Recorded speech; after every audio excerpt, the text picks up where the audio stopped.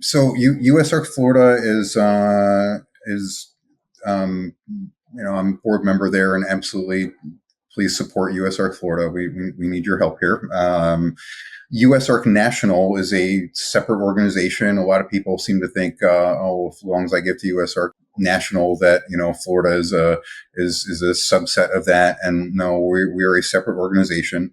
It's hard to get people to pay attention when there's no immediate crisis, and we don't have anything state or federal right now that is an imminent threat. And I think that leads to some complacency. So I feel pretty strongly that there are issues that people need to be aware are always in the background and are going to come up every single year. They're going to come up year after year, and our opposition only needs to win one time for us to lose big chunks of this industry. I bred Argentines back at the Gourmet Rodent, and they were so different than everything I see on the market now. And you probably look at a lot more of what's available than I do, but I see so much stuff. And Bob Guerriere is an old friend, and he has amazing snakes, but he's bred the complete opposite direction in terms of color from what I like in Argentines. We used to have these Dick Gergen bloodlines that were like, it was as close as an Argentine boa could get to a Mexican Black King. This episode is brought to you in part by ExoTerra. If you're as passionate about reptiles and amphibians as I am, you know that quality matters. I use ExoTerra products on all my reptile and amphibian enclosures, which is why I'm excited to be partnering with them. From naturalistic decor to innovative lighting and enclosures of all sizes, ExoTerra has everything you need for your cold-blooded companions. ExoTerra. Make your reptiles feel at home. This episode contains a paid sponsorship placement for True Chroma by Faunalux. Lighting reptiles isn't just about brightness or giving UVB, it's about illuminating the world that animals actually thrive in. Introducing True Chroma by Faunalux, a premium, revolutionary LED spotlight purpose-built for animals. Faunalux has worked with lighting experts and biologists to develop something totally new. Reptile Vision Technology, a bespoke single-source chip delivering high levels of visible light and proportional UVA1. That means your animals can get true full-color vision for the first time. Tried and tested by zoos, vets, and passionate keepers worldwide, True Chroma is now available at fauna-lux.com/expertidiot10 for 10% off your order today. True Chroma from Faunalux. Educated by nature. This episode is brought to you in part by Unlimited Exotic Pets. Every day is Veranda Day for Nick Lillis, and it shows. At Unlimited Exotic Pets, Nick produces high-quality monitor lizards with a deep commitment to ethical care practices and top-tier nutrition. These aren't just pets. They're responsibly bred, ethically raised animals. Whether you're looking for a new companion, starting a breeding project, or anything in between, Nick has you covered. Unlimited Exotic Pets, keeping and breeding quality without limitations. Love reptiles? Don't miss this. If you're passionate about reptiles, amphibians, and everything cold-blooded, Reptiles magazine is a must-have. Each issue is packed with expert care tips, stunning photography, and the latest news in the reptile world. Whether you're a seasoned herpetologist or just starting your reptile journey, this magazine has something for you. Subscribe today and stay informed on the best ways to care for your scaly friends. For only $14.99 a year, you can step outside your algorithm and get exposure to things that you wouldn't normally see or learn about.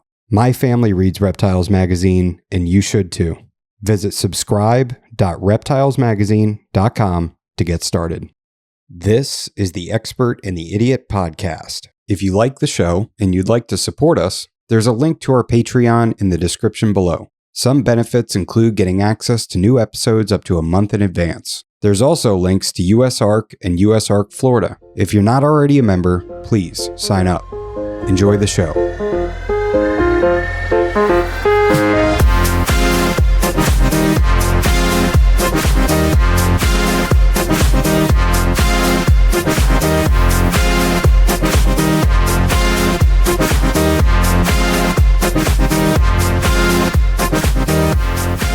right, welcome to episode 80 of The Expert and the Idiot. Today I'm talking with Joe Hiduke.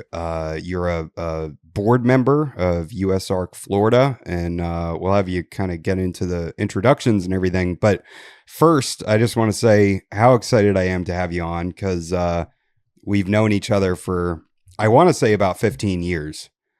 Back in my pet store days, being an assistant manager and being in charge of ordering fish, which was my most favorite thing to do.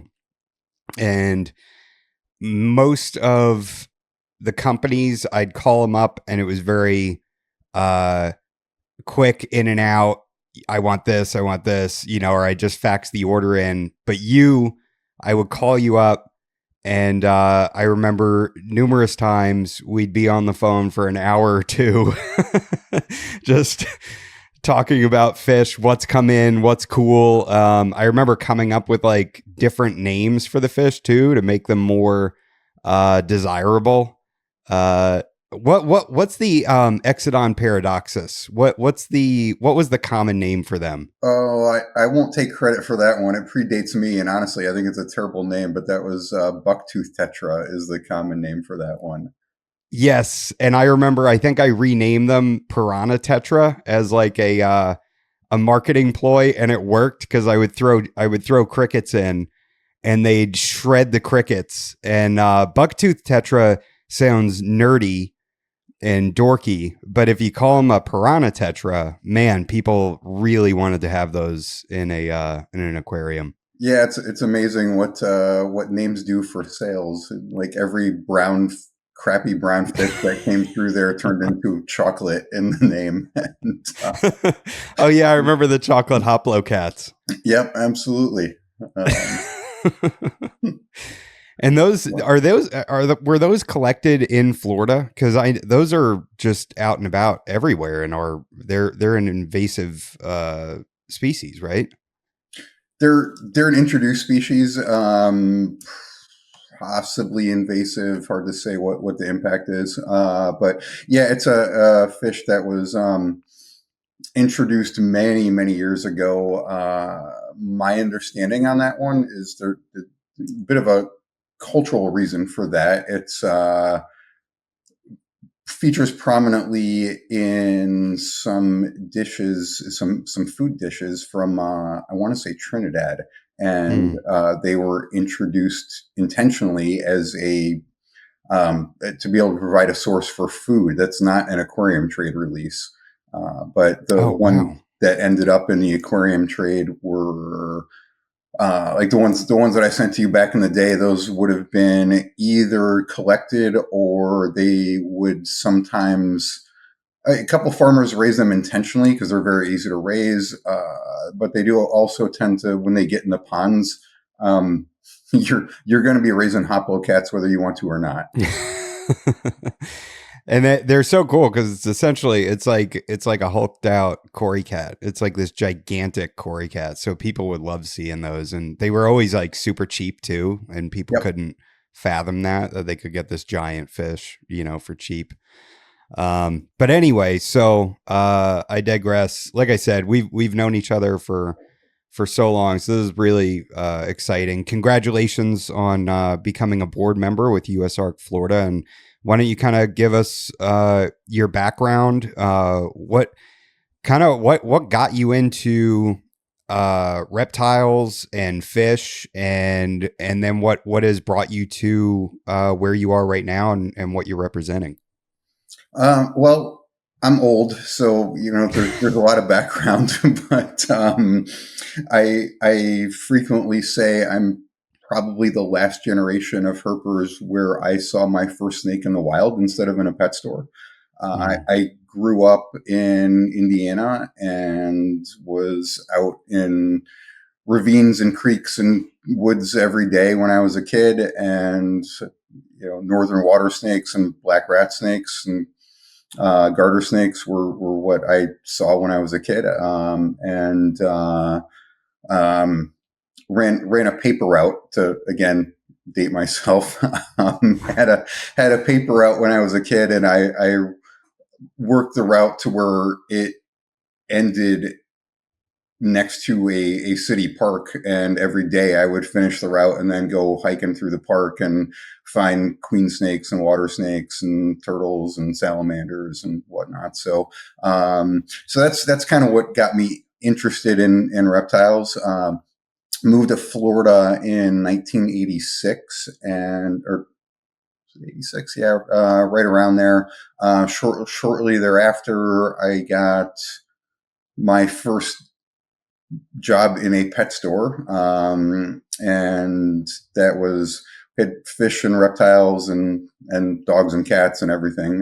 But Pets Plus in Metro Mall in Fort Myers, Florida, which is long gone. But did that, and one of my good friends was also working at one of the old reptile importers back then. So Gulf Coast Reptiles in Fort Myers.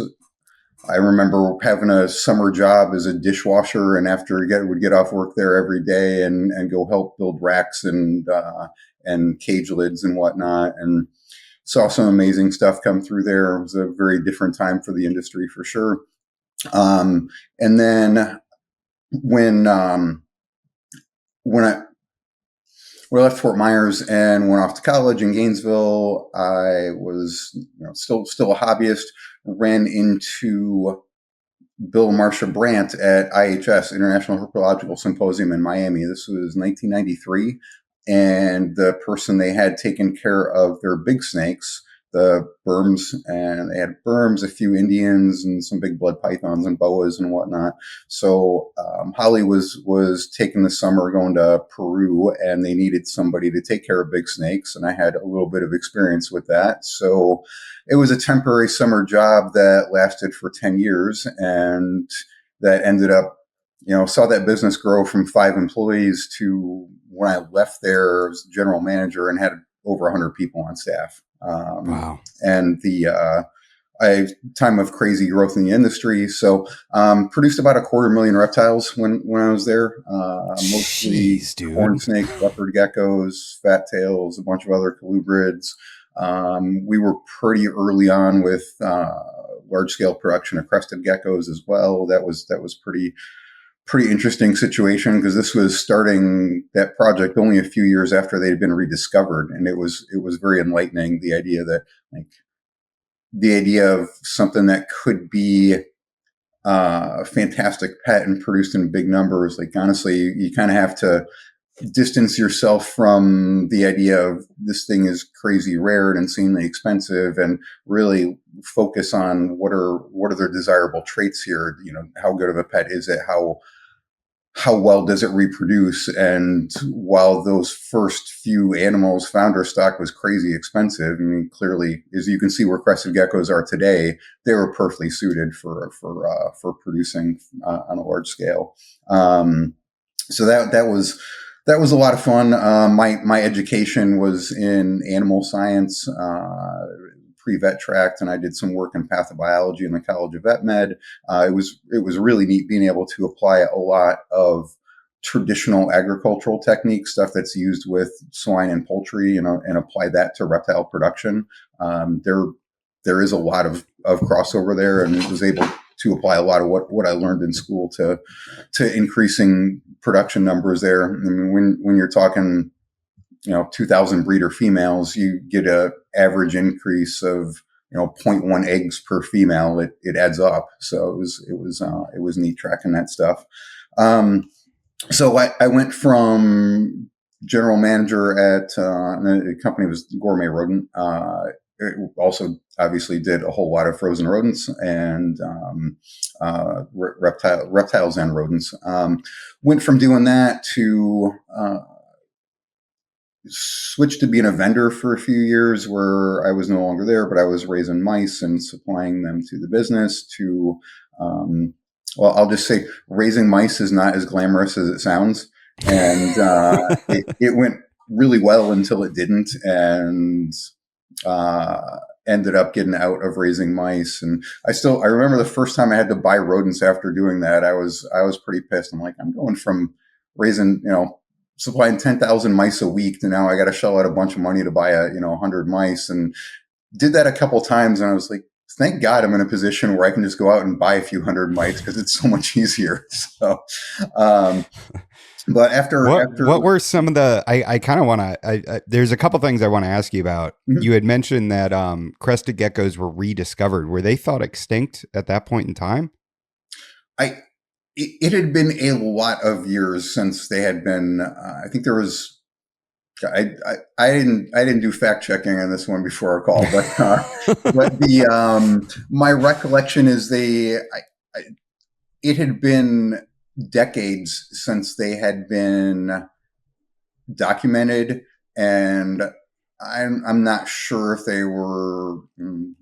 They were rare, is They, the point, though. yeah, I mean, they had not been seen for decades. They were considered either very rare or potentially extinct. And then some expeditions there by Frank Fast and Philippe de Vaugelet, where they did rediscover them and were able to get some founder stock into the U.S. and got them established in herpetoculture.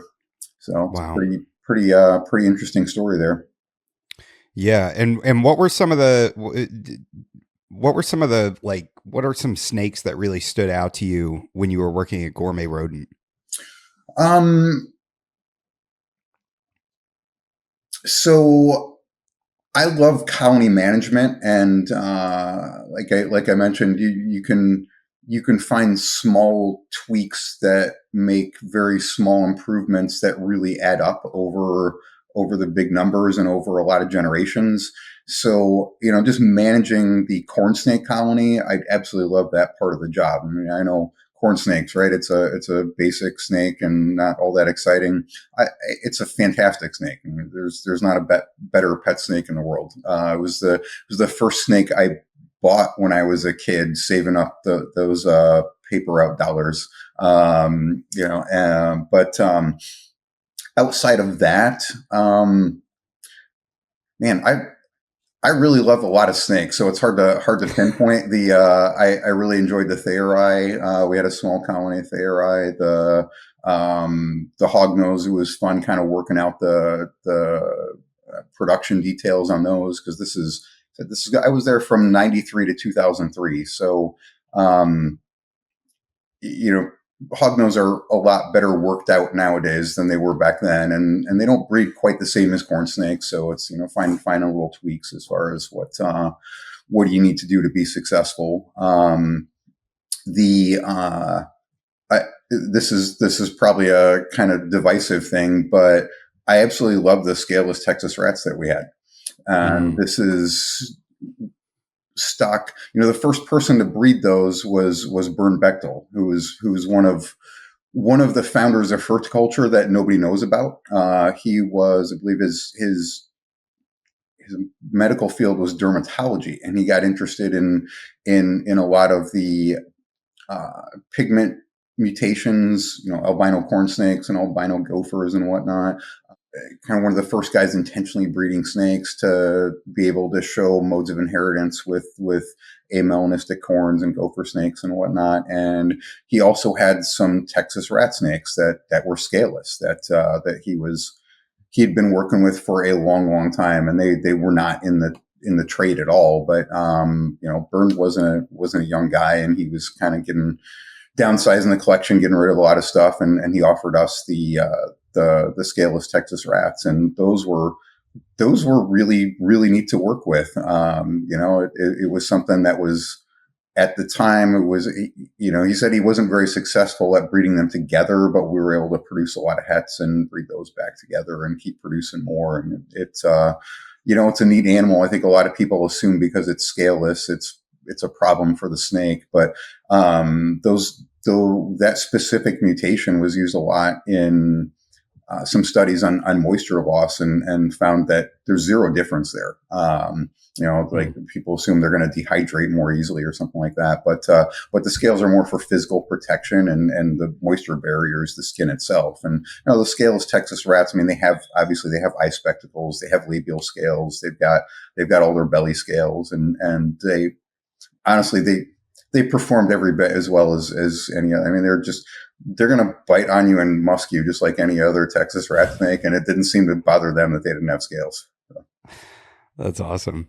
It's funny. I remember just thinking back to talking to you on the phone about fish and everything. And I remember I got I think a ball python was my first snake.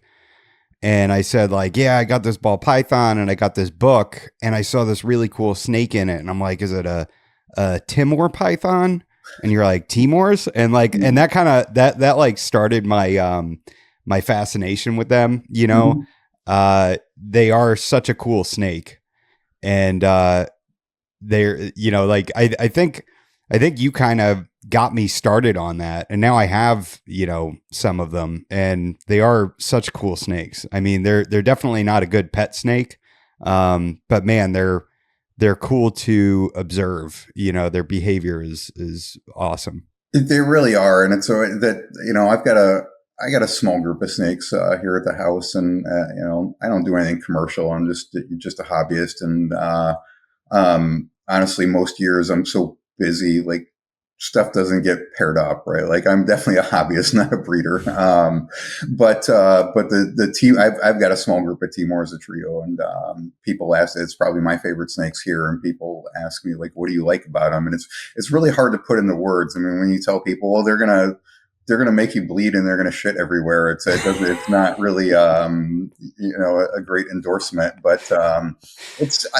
you know, I obviously I can work them without getting bit, you know, but it's, you don't relax when you're working them, right? Like it's definitely pay attention to what you're doing. You have to be careful with them, and you know, they're workable, but it's, I don't know, they're fun. And yeah, like I said, they're fun to watch, and, keeps you on your toes when you're working them. Mine, at least, I know you spend more time turning your snakes into handleable pets than I do. Mine work on the end of a hook, but Yeah, mine do not bite, but they have such an appetite on them. It's yes. wild.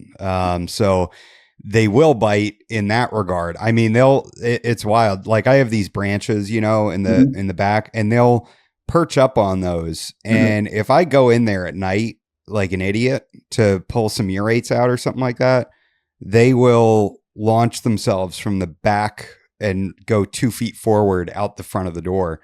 It's wild how fast it happens and how silent they are. Yeah, I think they're one of these snakes that like something triggers their heat pits, and they just launch and bite and figure out later if it's something they can eat. You know, like when I walk in the room, I like all three of them will hit the front glass and then realize, oh, it's not time to eat. So yeah, it's they're impressive for sure. Yeah. And sometimes like you wouldn't even know that they were watching you. And then you just hear the bang on the door, and they're sitting there like, what the hell just happened? yeah. But yeah, mine are tap trained. So if I give them a little touch on the nose, then it kind of breaks that. And I can get mine out, and I basically I have a hard floor in here. So I just get them to the center of the room as fast as possible, let them dump all their pee and urates, wipe that up while I'm holding them in the other hand. And then they're so chill. It's wild how like curious and chill they are once I get them out and they dump all that urine everywhere. After that, it's like, why can't you just be like this in the cage? You know, I can't, they're just I think they're a very scared snake. They're just very, but I guess if you're coming from where they come from, they're dodging Komodo dragons and all sorts of scary nonsense, you know? But anyway, sorry to totally derail you there. So you were at Gourmet Rodent, or no, you left Gourmet Rodent, and then you had to buy your own rodents, and you were a baller. Yeah. I was raising mice for a couple years after Gourmet Rodent. Then I was not raising mice. It's one of those things that can go really well and then get really bad. And kind of fell apart, and I wasn't able to reset everything, and decided I'm going to try to find something else to do, and ended up getting an offer.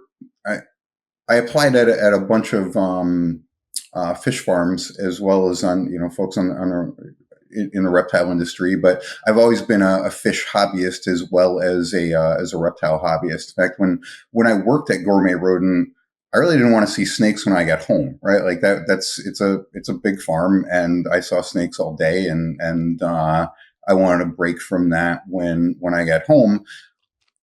So keeping fish, there's a lot of crossover. There's a lot of similarities, and I ended up with a fish room with about 120 tanks set up. A Wow. little bit of everything. Started off, I think almost everybody that raises a lot of fish starts off with cichlids. So I had a lot of cichlids, and eventually ended up figuring out there's a lot of other fish I like too, and had a ton of wild type live bearers, both facilids and gooids. Had quite a few killifish, some wild betas, and even played around a little bit with some egg scatters, some tetras and barbs and rasboras and whatnot. And again, none of this was commercial. It was just kind of, it's fun to see them breed and maybe raise a few things, but but really enjoyed working with that. So I started expanding my who I was applying to outside of just reptile folks, and also reached out to some fish farms, and was hoping to get a job in production. And at 5D Tropical, I was told, we'll give you a shot in sales. And I was borderline homeless at the time, sleeping on friends and family couches, and occasionally in my car. So I figured this sounded like something I could try real hard to learn. I I think that's was actually the definition of being homeless. I mean, I wasn't sleeping under bridges. So I mean, I had friends that put me up most of the time, but yeah, I can tell you that's a real good motivation for when you're trying to learn sales. Um, so I so 5D Tropical is one of the biggest ornamental fish farms in the world, about 230 acres. I was super excited about the idea of getting out there and doing production. And then when I was told sales, I'm like, okay, I've never done this before. We'll give it a try.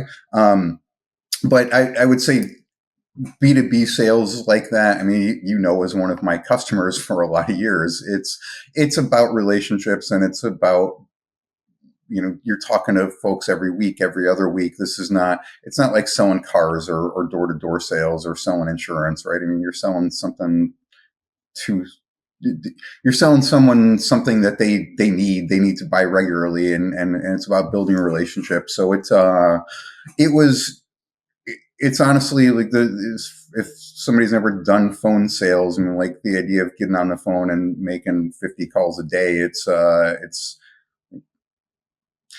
not that easy to get good at it. But in repetition, you can get good at it, or at least I could. It was sort of a running joke there the first, like, probably 2-3 months that I was there, that the only reason I never got fired, because I was terrible at it to start with. I mean, it's something that you definitely have to put in a lot of practice to get good at it. But the running joke was, the whole reason why I never got fired is every time my boss tried to call me into his office to fire me, I was on the phone trying to make a sale. So, You're eventually, welcome. eventually I got better at it, and ended up being there for 16 years. I got promoted I was a sales rep for a number of years. For about 5 years, I got bumped up to sales manager, and then eventually director of sales.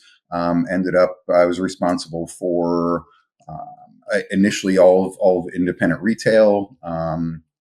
And then some of the smaller chain stores like Pet Supermarket were we chatted, and Meyer and PSP, and we also supplied all of the major distributors around the country. So the farm, like the one in that we had with all of these chains, and we also supplied Petco and PetSmart, and that was not a huge part of what I did. But it was probably heading in the direction where I would have been involved more with those accounts, because I had kind of taken so much market share. There wasn't a lot more I could do with current accounts. But the one in that we had with all of the chains and any independents that wanted to carry these, we were the exclusive producer of the glowfish, the transgenic fish that have Mm-hmm. the jellyfish or coral DNA inserted into the genome. So kind of like the scaleless rats, another somewhat divisive thing. But when I started there, I hated those fish. Aesthetically, they will never be in my house. But I ended up absolutely loving them, not just because it helped with sales, but because it was a good product that helped with sales. I mean, it's great for getting new hobbyists into the aquarium hobby. Obviously, they're brightly colored fish that have a lot of appeal to kids. We always have to be careful about how we phrase that, because you certainly don't want to come across like you're marketing to kids, but it certainly is appealing to kids with the colors involved. More importantly, they were super, super hardy. And like every fish they chose to turn into a new type of glowfish was something that it's a perfect beginner pet fish. If you set them up correctly, you're going to succeed. So that was a big part of what we did there. But also, I mean, like I mentioned, I'm a diehard fish geek too. So, having the glowfish help the business do very well, which also opened up a lot of opportunities to bring in a lot of fun geek fish that, I'd bring in stuff where there might have been a half dozen people in the country that, would get excited about it, but man, those guys would get really excited and that would get us an order for the week. I mean, stuff like that. It's not, it's not helping the top line very much, and we might not have made much money on those handful of really crazy rare fish, but it definitely got us a big order to go along with it, because the people that wanted those things would put in a big order to make sure we were in their rotation for that week. Yeah, I remember. I can remember any store I went to, and I'm not bragging here, but I seem to remember like at least doubling or tripling their fish sales once I went there, because I wanted to hang out in that area. Mm-hmm. And it was the most fun department to be in. Right. And like, usually you get a guy and his girlfriend, or, a guy walking through, and they don't know what they want, and then you start showing them, well, check this one out, because you can throw it a handful of crickets, and mm-hmm. that's a cool behavior, right? Is that they're going to shred them, or this over here, and like, you start getting into it, and then all of a sudden they're interested, and then they want to buy a big tank. And now they, so now it's like, now I want to get this big tank, and I need a big filter, and I need the lighting, and I need, and on and on and on. And then you have like a new friend in that person that wants to like come in and see like, what's new? What'd you get? What can I add to my tank? And yeah, it was always great when I'd call you up. I remember the one time, what was it? The Starry Night Cichlid or mm-hmm. something. I remember That's another made up name, by the way. Yeah. What is it actually called?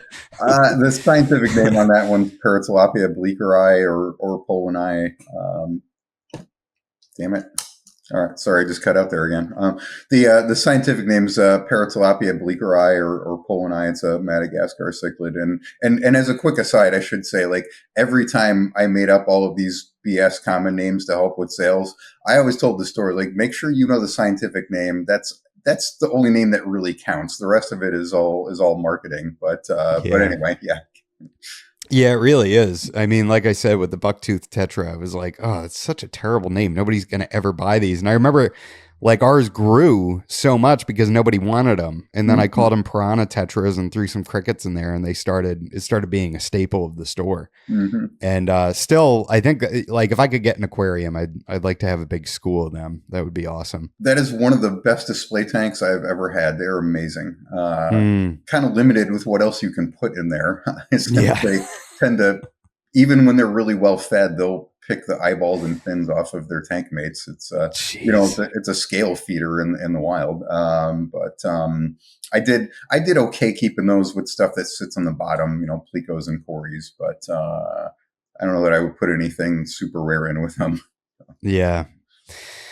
So you were at 5D, and when did you actually start getting involved with USARK Florida? And what was USARK Florida before it was USARK Florida? Because I know I have the shirt. That's the funny thing. I think I sent you a picture of it like a few months back, because I remember you telling me like, hey, if you want to keep reptiles, like this is you need to support these guys. And I remember buying a shirt and getting a membership and everything.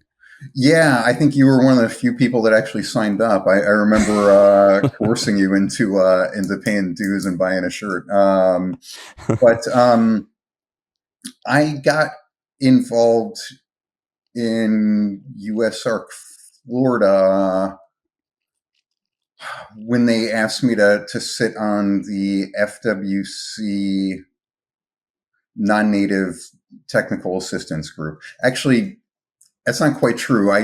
My involvement there predates that. That's kind of like probably my first official involvement, but I we kind of have to go way back to my gourmet rodent days.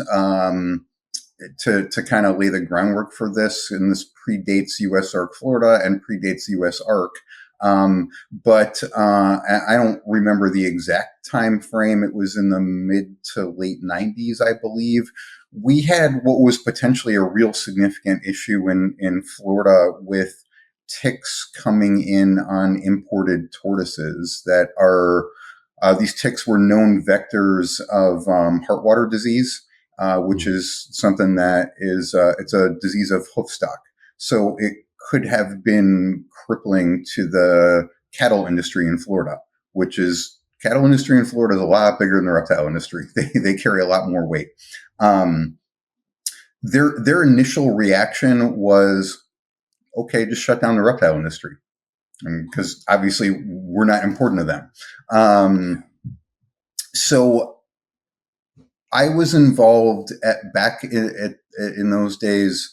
The advocacy group that we had was not unique to Florida, but the Pet Industry Joint Advisory Council, PJAC, and I was aware of PJAC, and I think I was a member. And then during this time, this was kind of a potential crisis in Florida, and my boss was very involved with PJAC. This is Bill Brandt at Gourmet Rodent, and he basically drafted me to help out with a lot of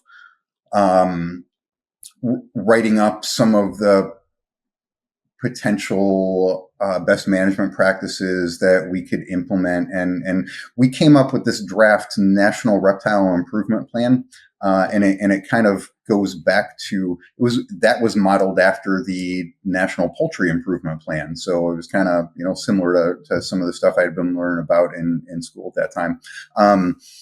So PJAC has always been shouldn't say has always been. PJAC for most of their history has been a very good advocate group for the reptile industry and for the pet trade in general. So I was very involved with PJAC at that point in time, and got to know a lot of the folks involved, Marshall Myers, and back in those days when we were dealing with this tick issue on tortoises, which, by the way, those same ticks are also found on ball pythons. So it was, potentially could have had a huge impact, but we came together as an industry, and Bill Brandt, Gene Bissett, Wayne Hill, Mark Cantos, a lot of the names that are still very involved in USARK Florida and the reptile industry in the state. I knew a lot of those guys already. Got to know quite a few other guys, we kind of presented this, and we were able to essentially push the problem back on the exporters in Africa, and pretty much told them, like, if you can't fix this stuff, we can't keep bringing this stuff in. And the cattle industry, actually, it was surprising to me that they did end up, they saw that we wanted to improve the industry. They were willing to allow that to happen instead of just saying, let's shut down the industry.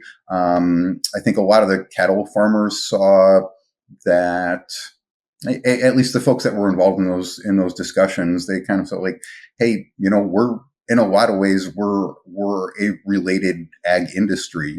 We're raising animals. I mean, there is a lot of similarities between ag and herpetoculture.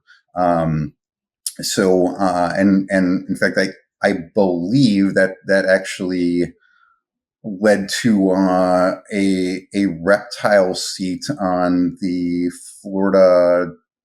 Oh, what is it? It's the Department of Ag Animal Industry Technical Council, which I believe it's Mark Cantos that still holds that role. So it did give us a little bit more exposure to ag in general. Anyway, that kind of led to me continuing to be involved with PJAC, and then further down the road, as we started having more and more issues in Florida, we did end up feeling like we needed I believe it was the Florida Reptile Amphibian Association, if I remember right from the acronym on the shirt that you and I both still have hanging in our closet. Right? That one didn't really get off the ground very much, but it was kind of the precursor to USARK Florida. And from my involvement with PJAC, I continue to be involved with USARK. Essentially, no official role, more on the lines of have a lot of industry experience and ties, and I'm willing to put in help in any way that I can. So anyway, knowing Phil, knowing most of the USARK Florida folks, when the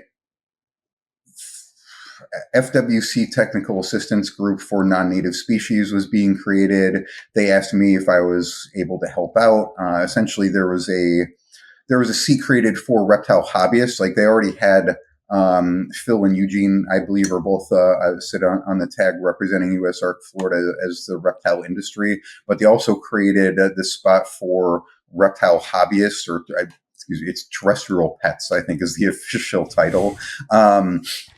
So it was kind of funny. I'm on there working. My day job is working in the fish industry in one of the biggest fish farms in the world, and I'm there representing terrestrial pets. But I mean, honestly, it's a pretty accurate fit, because when I'm not working with fish, or at that time, my hobby is keeping reptiles. So that's how I became more officially involved with USARK Florida. And then a few months back, they had an open board position and asked if I was interested. And I'm like, well, I'm going to keep doing the same things to help, whether I have a board position or not. And since nobody else was really interested in stepping up, I'm sure I'll fill it.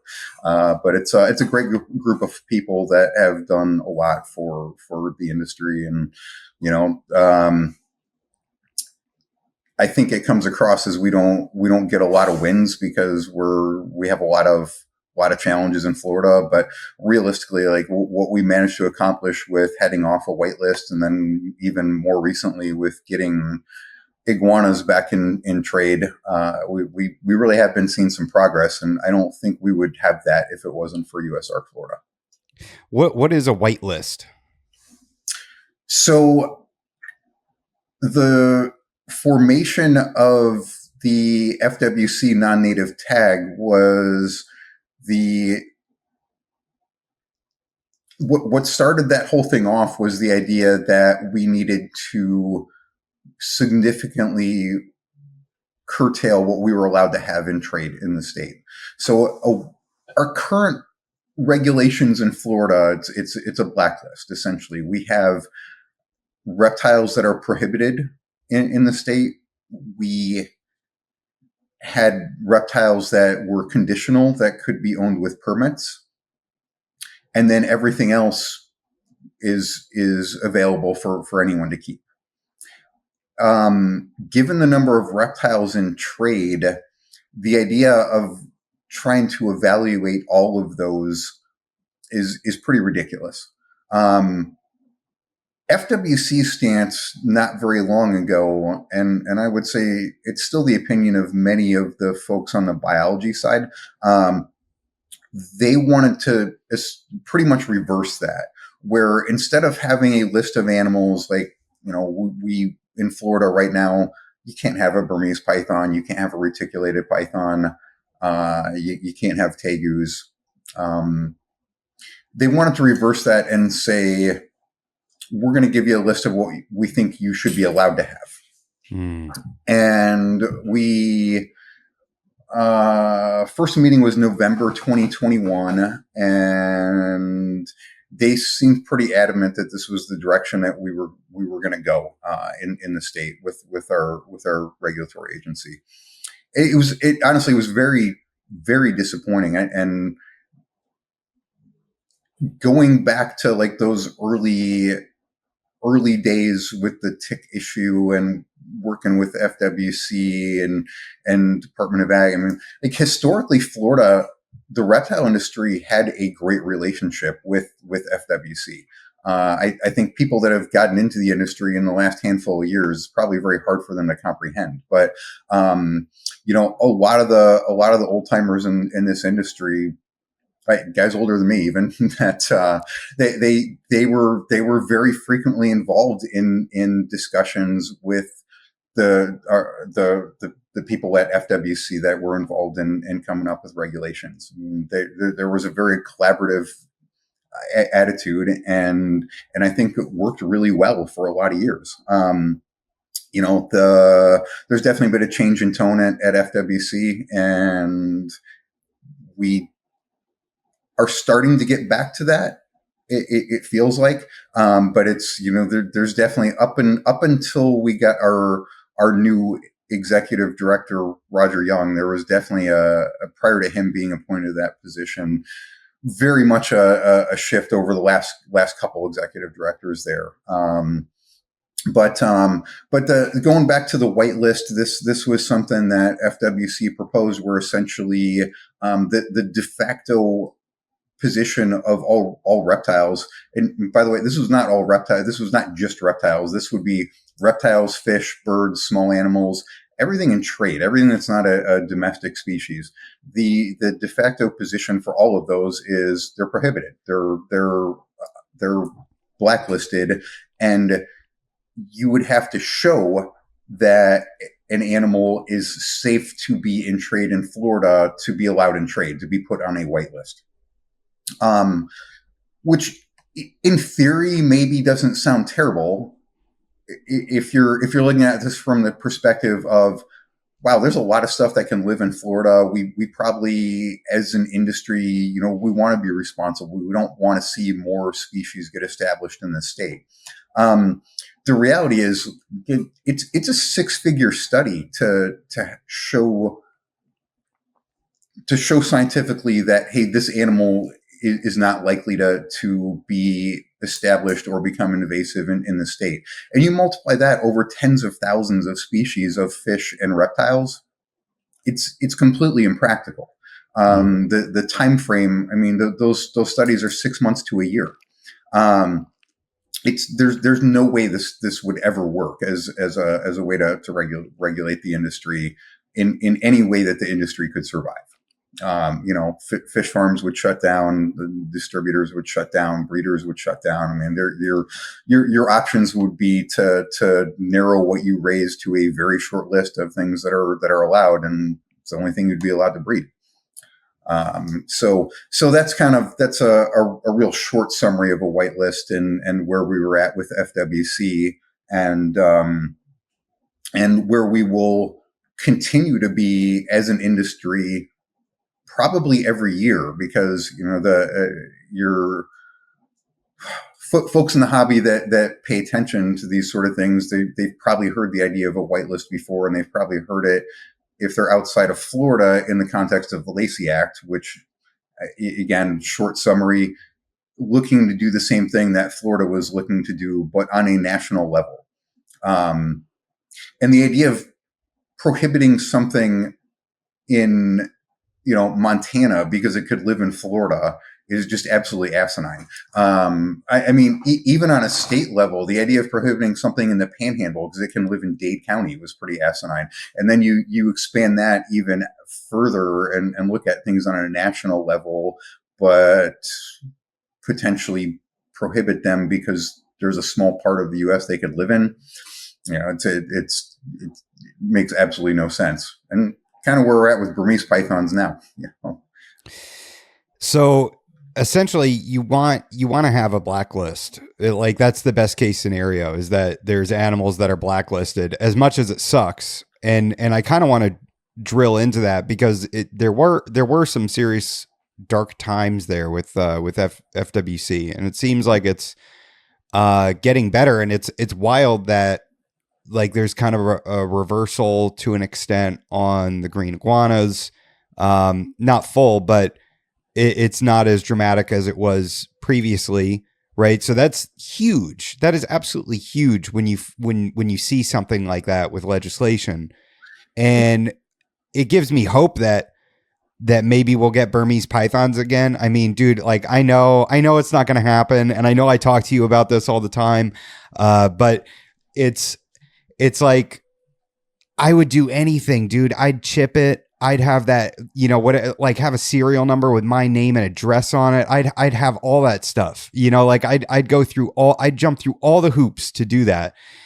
And how did we get to the point where it seems like FWC was working with hobbyists and people were able to keep their berms in a safe way, and then they said just no, you can't do it at all.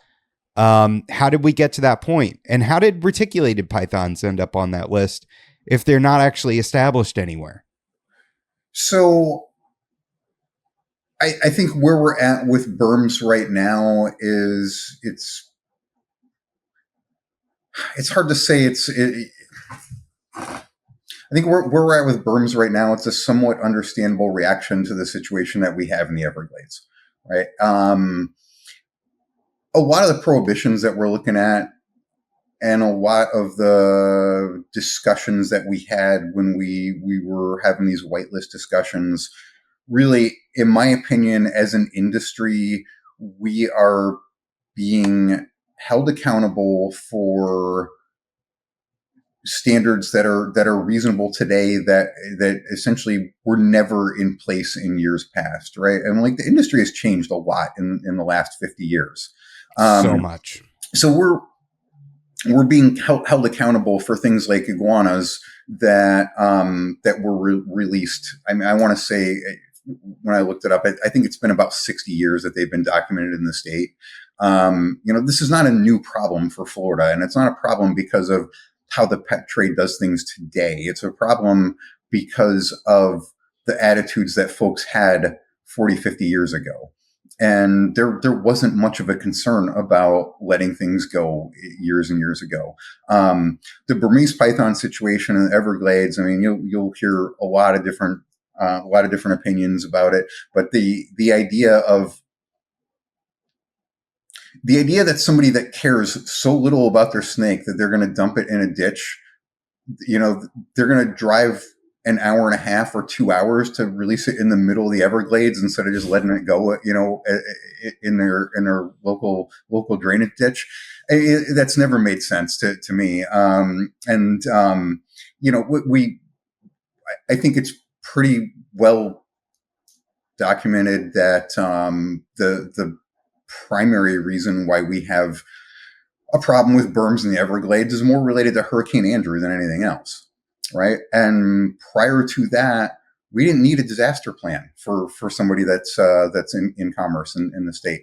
Now, with a Class 3 permit, if you engage in commerce and you have a Class 3 permit and you have a reptile facility, part of the requirements on that are having a disaster plan in place so that we don't have more situations like we had from Hurricane Andrew.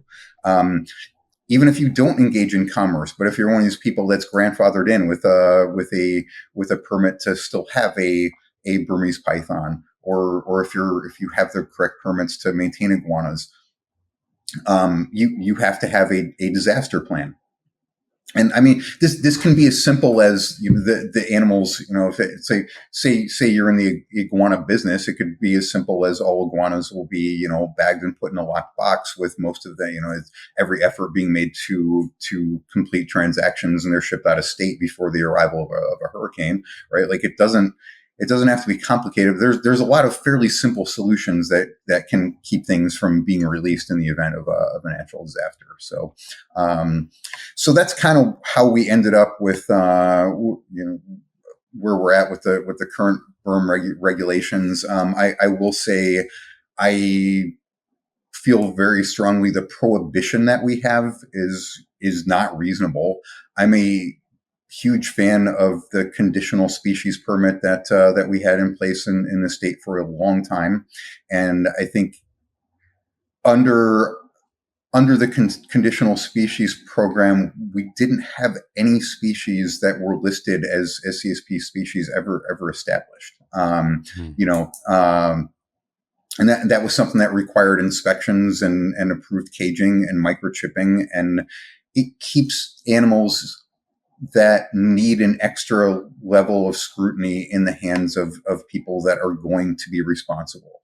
And I I think sometimes USARK Florida gets accused, or I should say, I think a lot of our advocacy groups sometimes get accused of kind of wanting everyone to be allowed to keep everything, and I don't think that's an accurate portrayal, because I believe our industry overall is most of the people in the industry are responsible, and we're not opposed to responsible regulations. We just want to be part of the regulatory process, have input into it, and be able to come up with regulations that make sense. And a conditional program where people are regulated and could still be allowed to keep berms, I think is something that would be fantastic. I think there's too much political pressure with the berms in the Everglades. I know it sucks for you. I don't think you're ever going to be able to keep any of the big snakes in the state. I would love to be wrong about that, because I used to raise berms way back in the day, and a lot of people that raised a lot more than I did, but I raised a handful of them, and they're fantastic animals to work with. But pretty sure you're going to be moving out of state if you really want to pursue that goal. Yeah, they're like the golden retriever of the snake world. Just this giant. It seems like if you work with them, they're very laid back. Dr. Stephen Tillis said that they're like the best. The best big pet snake. Like if you were gonna get one that a large constrictor, that would be the best one. Yeah, it's a bummer. But I got my short tail pythons, so I got like kind of stubby little berms, Well, there you go. Those are fun too. Yeah, they're awesome. I remember you telling me about those. Just I think I remember saying like, "Gosh, I wish I could get a Burmese python," and you were like, "Well, there's short tail pythons." The so walk me through. So FWC was working with hobbyists for a number of years, and then how long was this expanse of kind of really dark times where things got really dicey there, and everybody's familiar with the collection of retics that got killed, and it was it was basically like as bad as it could be in that situation. They killed an animal that wasn't prohibited, the gravid boa, and so like how did we go from them working with hobbyists to them kind of being this overbearing presence with hobbyists and breeders? So it's a complicated situation, and I'm not sure that the answer is very straightforward on this. In simplistic terms, I think Eric Sudden and Eason before him, I think that was our last couple executive directors. I might be misspeaking on that. Under Sudden, the last couple executive directors that we've had have been essentially it just changed the direction of the agency, and I think it has a lot to do with the staff that are coming in, and the folks on the biology side of FWC. And when I say it's not a real simple answer there. If you go through, this is going to be kind of some sweeping statements, and I don't I don't believe this, to be 100% the case, and I'm sure there are exceptions. But in general, if you go through school and get a degree in some kind of wildlife management, or even in a lot of zoology tracks, anything involving ecology or wildlife management, you're probably going to go through that program and come out of it thinking the pet trade is terrible. It's horrible to have reptiles in glass boxes or in cages, and invasive species are the root of all environmental problems, right? And again, this is kind of a sweeping generalization, and that's not quite fair. But the attitude of people filling the biologist roles in a lot of our regulatory agencies, Florida, other states, and federal, it's not the same sort of folks. I mean, like my generation, a lot of people would go through a program like that, and they loved reptiles, and they were maybe I'm friends with biologists for FWC that were there 20, 30 years ago that were also reptile hobbyists. Very few people like that end up with a position in FWC nowadays. It's a lot more people that feel like wildlife should be hands off. I mean, as an example, I mentioned real early on, we were talking about my background and how did I get started in snakes. And, I was a kid that went out and caught garter snakes and water snakes every day. When I was a kid, I was out chasing snakes. When I make a trip back to the Midwest, I think it'd be really cool to have some northern water snakes again, because that's the snake that I first started with. And then whenever I'm traveling in the Midwest, I'll look up, hey, what are the state level regs where I'm visiting, and if I run across a couple, would it be possible to keep one?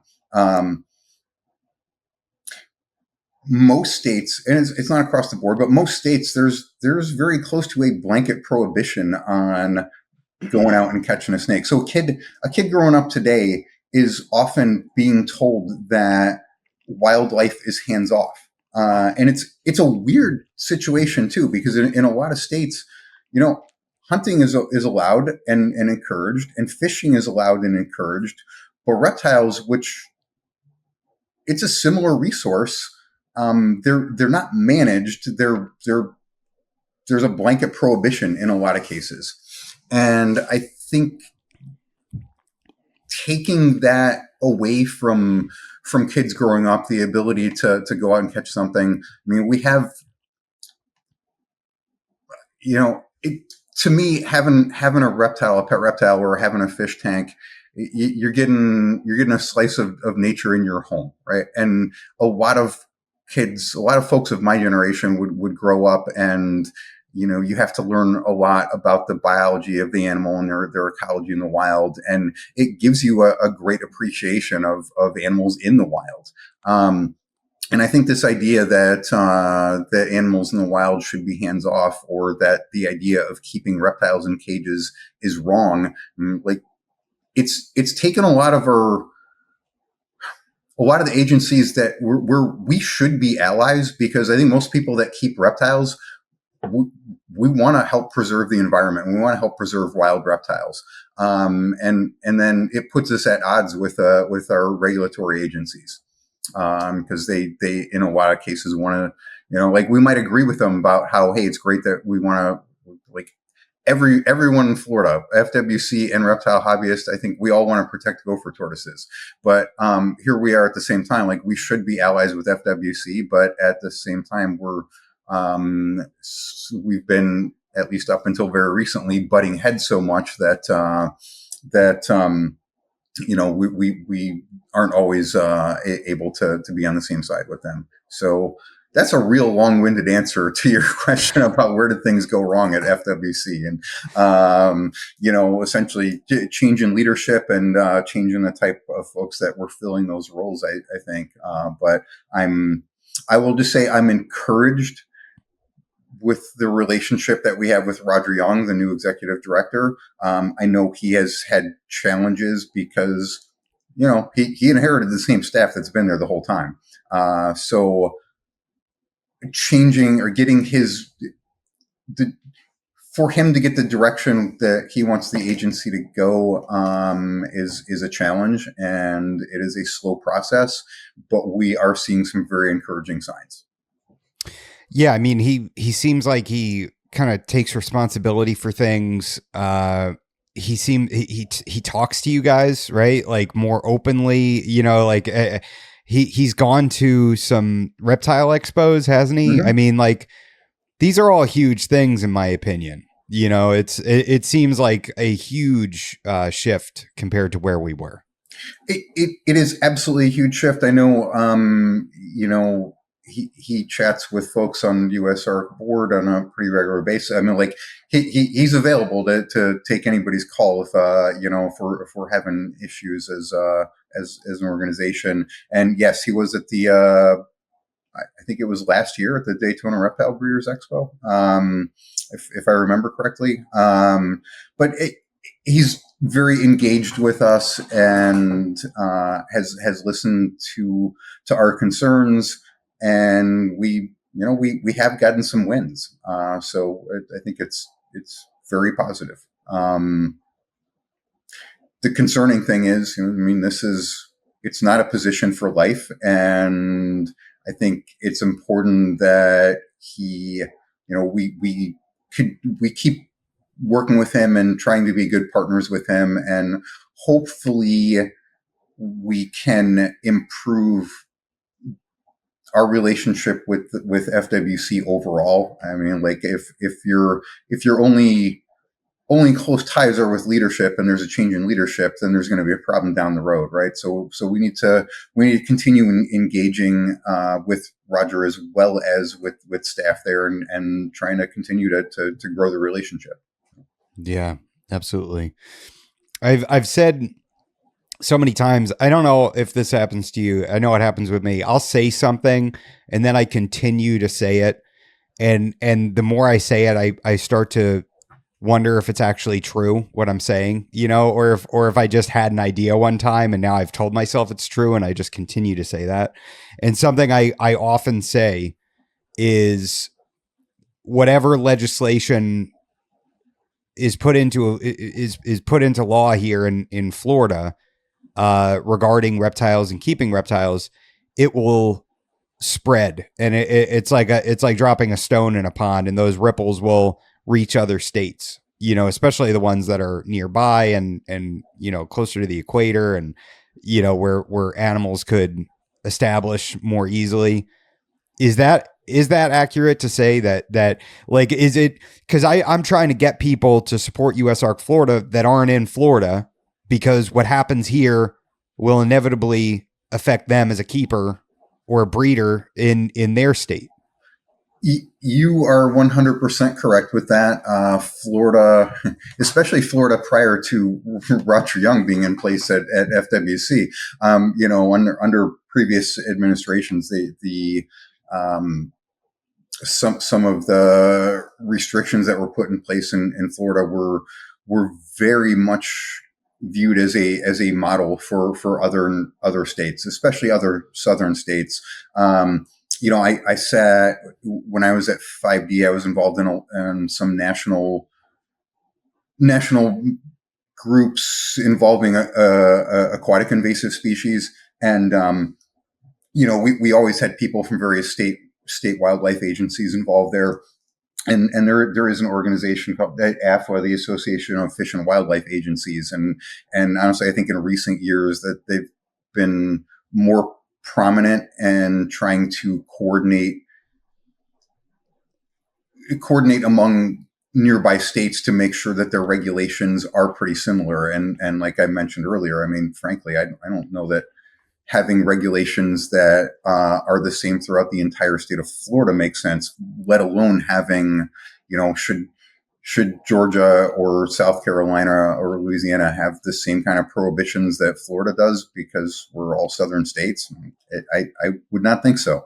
And we don't take that approach with fishing. I mean, like there are different regulations for what's allowed when you're in fishing, and even in from FWC. Sorry about that. Sorry. From FWC, our FWC regulations have allowances. Actually, like they already acknowledge that Florida is not all the same everywhere, and I'll give you the perfect example of that, which is the Procambrus clarki crayfish. Hmm. You can have them if you're west of the Apalachicola River. But if you're east of the Apalachicola River, it's a prohibited. You can get a conditional species permit, but they're prohibited to have without that permit. So FWC regulations already, in certain areas account for variation within the state. And but you're 100% correct that Florida is very often viewed as a model state for regulations, and I think it's dangerous to not support USARK Florida, and the idea that what happens in Florida is limited to Florida is definitely not the case. And hey, on that note, we have a free membership level, so we would we certainly love any kind of financial support that anyone can provide, because we definitely need it. We still have big bills that are related to the lawsuits that have been involved in Florida in years past. And while we don't have any crisis right now, chances are something will pop up. So donations are always appreciated, but just building our membership numbers is certainly very helpful for us. So we'd love to have more people sign up.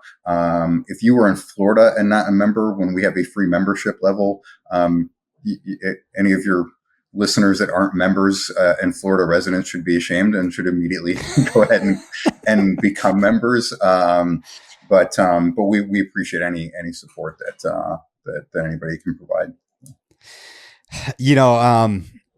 Yeah, there's a free membership. If you're listening to this right now, and if you're not in Florida, please go get the free membership. And if you want to throw $1 or $3 or $5 or something like that, cool. That's awesome too. But it's not just about protecting hobbyists in Florida.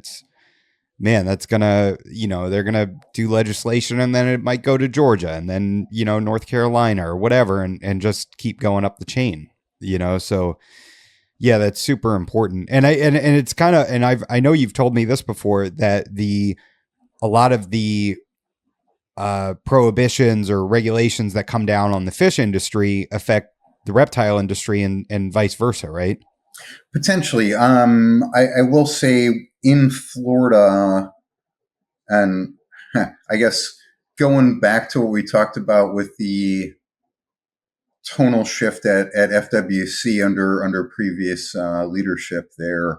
We kind of had part of the early tag meetings. There was a lot of concern from the fish industry, because it seemed like FWC was overreaching and exceeding what they were really authorized to do.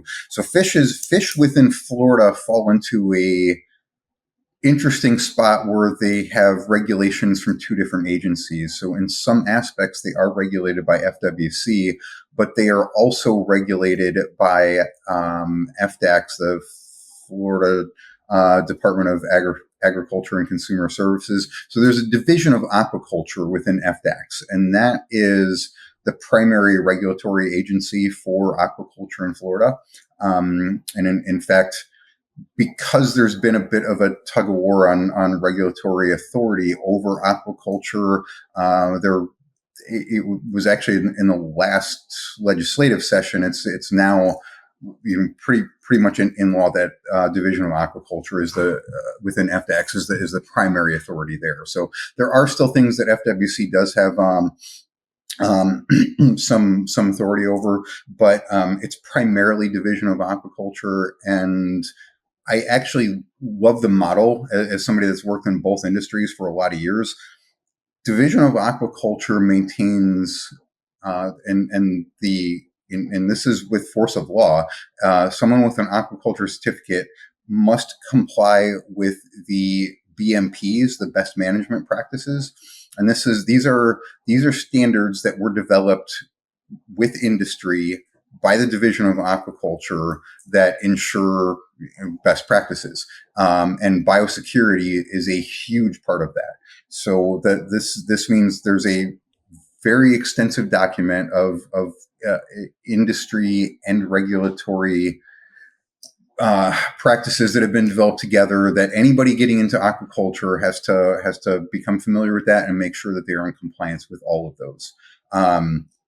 And this is pretty standard in among agriculture, and aquaculture is definitely agriculture. And I think there have been a number of discussions over the years going back, my God, over 20 years at this point. I think the idea of herpetoculture being part of Department of Ag, I think it's a great idea. We're 100% never going to get incorporated into Division of Aquaculture because they don't have the resources on it. And our goal here long term should be kind of to take a parallel path that they did. And it's fairly recent, within the last 20 more or less years. And I think there is a similar path there, but it would be challenging and it would take a lot of money. And I don't know that we'll ever get there. But I think ultimately, things like leopard geckos and corn snakes, way more agriculture similarities there than there are similarities to wild animals. I mean, the snakes that are 30 generations captive. I mean, that really is agriculture. And I think that would ultimately be a better place for our industry to end up. But, with our historically being under FWC, which, I understand why, because of the history of the industry. I mean, if you go back 30, 40 years, it was mostly driven by wild animals and wild collected stuff. But, when you take that wild animal and put it in a cage, is it wild anymore? Or at that point, it's a captive animal and should be regulated as such. Yeah, it's interesting. Like, you look at somebody's operation like Ron St. Pierre, and that dude's running a farm. Mm-hmm. That's he's got a reptile farm. 100%. Yeah. Yeah. So you'd think it would fall more in line with that for sure. It would, but then you get into these, there's a lot of politics involved at that point. And, if FWC were to not be involved in regulating the reptile industry, they're potentially losing a lot of funding and a lot of authority there. So they don't have any interest in giving this up. Mm.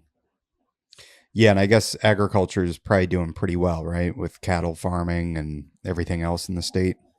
It is, but I would say like there's still not a lot of just extra dollars floating around there. Like if we let's take this dream scenario of we could create a division of herpetoculture within the Department of Ag, we would still have to come to that with funding sources, and it's not like they're going to take dollars away from cattle or poultry or aquaculture to fund something like this. So has to be a way to make that happen. And I don't know that there's much interest in Tallahassee. But again, I think it's a fantastic long-term goal, and there's people that have been working on this, and maybe we can eventually get there.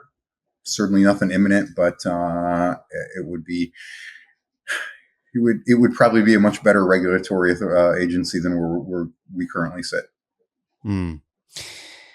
What are I got a couple questions here. I'll start with one.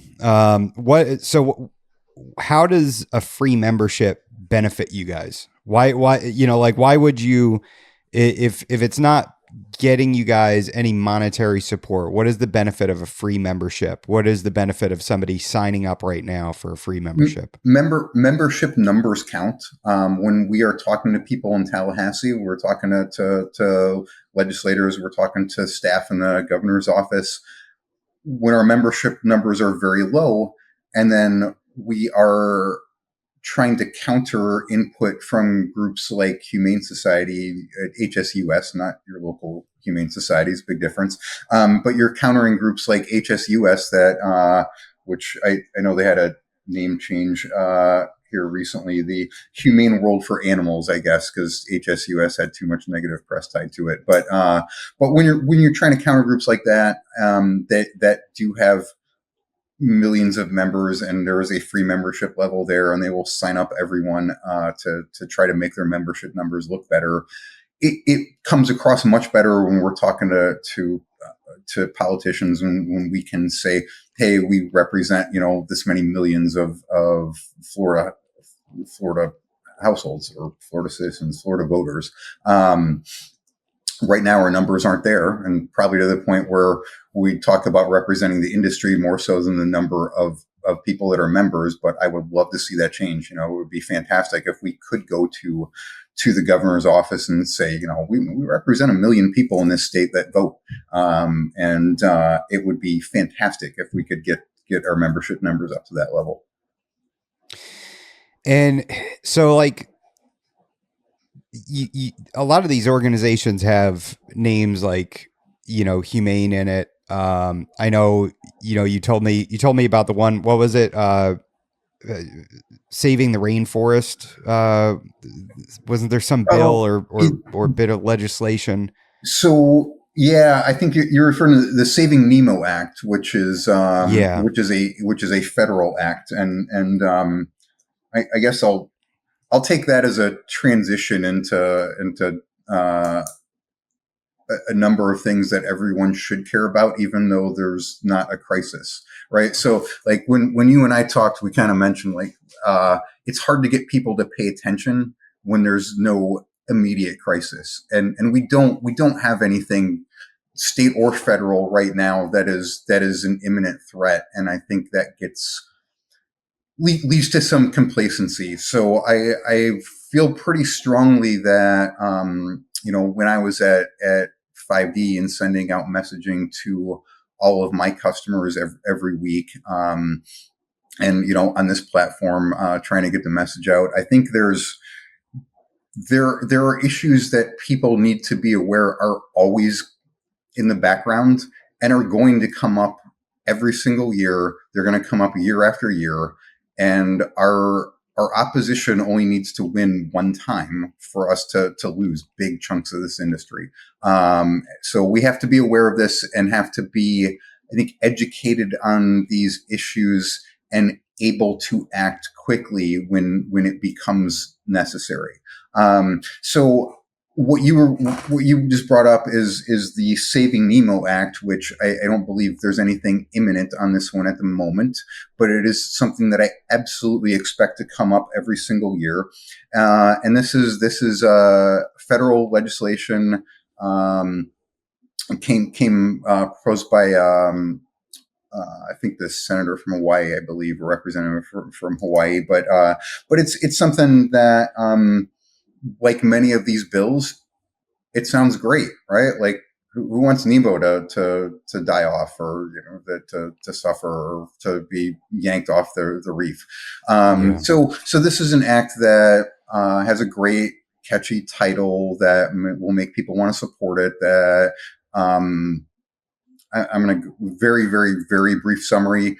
Could potentially shut down mariculture and collection of marine fish and corals, but it's not just collection, which is in many cases very, very well regulated. It can also, the standards that could come about from this act passing could essentially shut down tank-raised clownfish, tank-raised Banggai cardinals, aquacultured corals. All that stuff could potentially go away, be restricted with such ridiculous standards that no one would continue to raise that kind of stuff. So again, sounds like a great idea, right? Everybody thinks Nemo's fantastic, but clownfish are 99% aquacultured at this point. They don't really need to be saved. They've been, aquaculture has replaced wild collected clownfish for the most part. I think most people that are getting a wild clownfish, or it's, just maybe very tiny numbers of species that aren't commonly aquacultured, or folks looking to get broodstock to maybe get a new species established. It's mostly, you see a Nemo fish, a Percula or an Ocellaris clownfish in a pet store, 99.9% chance that thing is tank raised. So as far as to get back to the reptile side of things, since we're on a reptile podcast, but so the where something like this goes is things like this pass, and then okay, well, it sounds great saving this. So is a Saving the Rainforest Act the next sort of thing where we all of a sudden start looking at putting regulations in place that again would be prohibiting collection as well as captive breeding of stuff both in foreign countries and domestically, because we have all these species that are found in the rainforest and we think that they need to be protected. So as a result of that, we want to shut down trade. Well, shutting down trade when it's in a vast majority of these things captive bred, it's not doing anything to save the rainforest, but you can put a catchy title on it and has a better chance of passing and gets everybody that's a Humane Society member and a PETA member and a member of Center for Biological Diversity and all these groups that sound like groups like, hey, maybe you want to support them, because who thinks biological diversity is a bad thing? Nobody does, but a lot of us understand that most of these groups tend to lobby very hard against responsible reptile keeping. It sucks so much because like I am for conservation of rainforests and of native species throughout the world, and I know that you talked about the Saving Nemo Act. One of the guys I work with has a reef tank. He is a certified diver, right? And his love of coral and these fish comes from his love of diving, much like a lot of reptile keepers like going out in nature and observing a snake. I mean, it makes your damn day, even if you just see a black racer, something you've seen a million times. But if I'm out hiking with my kid and my kid sees a black racer, he gets so excited about that, that's like, we want to continue to see that, right? So that's where the whole conservation part of it comes in. But then when you're affecting captive bred animals, then it's like, it's terrible, right? So they use these names and they kind of get you emotionally to say like, yeah, I'm for that. But then as you kind of get into it, it's not, it wouldn't be good for the people that love these animals so much that they keep them in their house, just like they would a dog or a cat.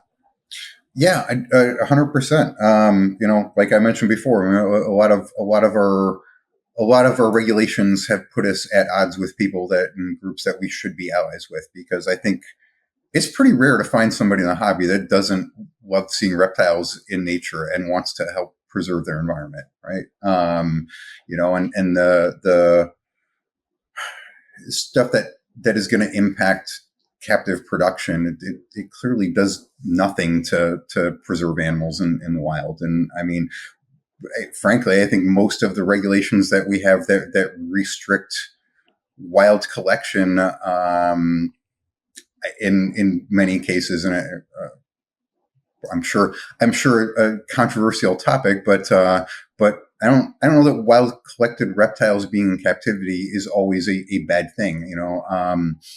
In a lot of cases, it is sustainable, and a lot of these animals do acclimate. And I would never argue that a wild collected animal is a better first pet than a domestic leopard gecko or corn snake.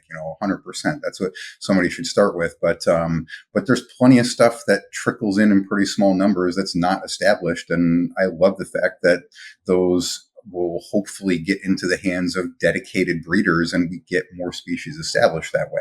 And the rise of large scale herpetoculture has really, it's eliminated a lot of the collection in big numbers. I mean, I remember when imported leopard geckos used to come in pretty big numbers. Now, leopard geckos are pretty widespread, and It may have been sustainable. Hard to say. It's not like it was all that well studied, but a lot of those leopard geckos ended up in herpetoculture, and guys like Ron Trimper and, where I was at Bill Brandt's place, and plenty of folks that set up hundreds and thousands of leopard geckos. There's no reason for anybody to import leopard geckos now. And even if it were, and I frankly, I'm a little out of touch. I'm not sure what the regulations are, but I know for a lot of years when I was in the trade, it was perfectly legal to bring in leopard geckos that nobody had any interest in bringing in because it was so much cheaper to get domestic ones and it's a better product. So, so getting new species into the hobby is often, beneficial, and probably long term eliminates the need for people to bring in stuff other than small numbers of maybe some additional bloodlines or small numbers of new species, whatever. And going back to the fish side, and I'm pretty sure this probably holds true in certain reptiles, but we just have we don't have groups that track this or promote this. But I will say, like, within fish, wild collection is not. Wild collection is sometimes vilified, but it really shouldn't be. And the perfect example of that is a organization called Project Piaba, which promotes the sustainable, well-studied, decades and decades of data, sustainable collection of cardinal tetras and other wild fish in the Rio Negro in Brazil. So because there is a commercial ornamental fishery going on there, the folks that live there have a reason to preserve the habitat. If they weren't collecting cardinal tetras, which is pretty much an annual fish anyway, so there's not an impact to the wild populations. If they were not collecting cardinal tetras, forests would be cut down and they would be trying to grow cows there. So this is a perfect example of wild collection that benefits the environment, and it's done sustainably, and it's very well managed, and it's very well studied. The motto of that organization is buy a fish, save a tree. And I think that model could work. And I mean, like, if they could incorporate small numbers, limited collection, well-regulated dart frogs that work, that were collected in the same area, think of how well that would go over in the hobby. So I'd love to see stuff like that happen. Yeah, that would be the best case scenario, right? Where it's not just, just knock it all down and, take everything you can and then, leave it barren. But man, yeah, that's incredible when it's actually benefiting the native populations. And it's crazy because there's so many, like, a lot of people are on board with, fishing, hunting, things like that. You kind of talked about this before, but a lot of native snake species you can't collect. And then on the other end of the spectrum, we have, rattlesnake roundups happening, which is like, I mean, can we make up our mind on what we want to accomplish here? Like, how is that legal? Yeah. And I mean, the middle ground, and I don't want folks to misunderstand, my thoughts on, like, the idea of, it'd be great for kids to grow up and be able to catch snakes. And I think just like fishing, it should be managed. My problem is where we have states where it's wide open and things like rattlesnake roundups are allowed or encouraged, is that it's horrific. And then states where everything that exists there is completely hands off. I mean, you want to go fishing, it's fine, but you want to catch a garter snake and have your kid, get to learn how to take care of an animal like that. No, prohibited. The middle ground is there's a huge middle ground there, and there's a lot of states that have, I think, sensible regulations. I have yet to collect and bring anything back. But every time I'm traveling on the West Coast, honestly, I look at the California regulations and they're incredibly sensible. At least that's as a non-California resident, my impression of it is, wow, this all makes sense. There's some things that are hands off because they probably should be, and a lot of stuff that's allowed collection in small numbers. You know, if you wanted to collect a pair of Kel Kings, which are pretty widespread, it's okay. Your kid could have that. So I think there's smart ways to do it, and like regulations like that, it's far more in line with what we see with fishing regulations or hunting regulations, which seem to make sense for those hobbies. So I think it's a smart middle ground, and we have some fantastic U.S. native herps that have been neglected for so long because everybody thinks it's native, it's boring, and every year that goes by, there's more and more of those things that end up being off limits for people to keep or collect. And I mean, look at where collared lizards are right now, right? They're awesome animals. They're great pets. And it wasn't too many years ago that those were really cheap and somewhat disposable. And I don't really ever want to see them go back to that. But it'll be nice for people to be able to continue to be able to get small numbers and make sure that they are established in the hobby as captive bred animals as well.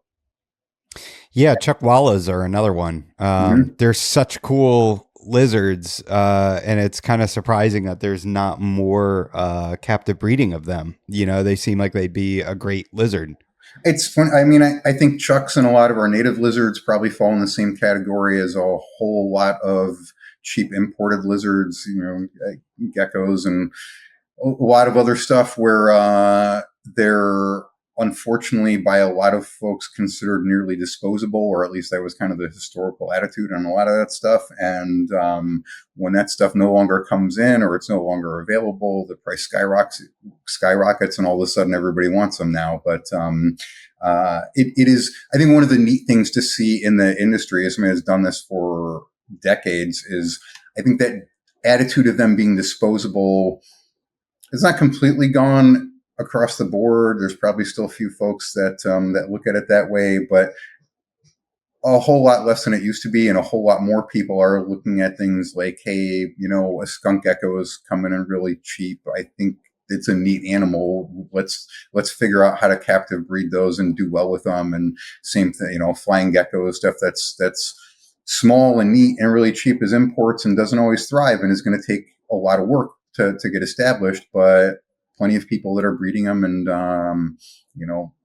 we'll hopefully get them established in herpetoculture. So if they go away as imports, we still have them as in hobby.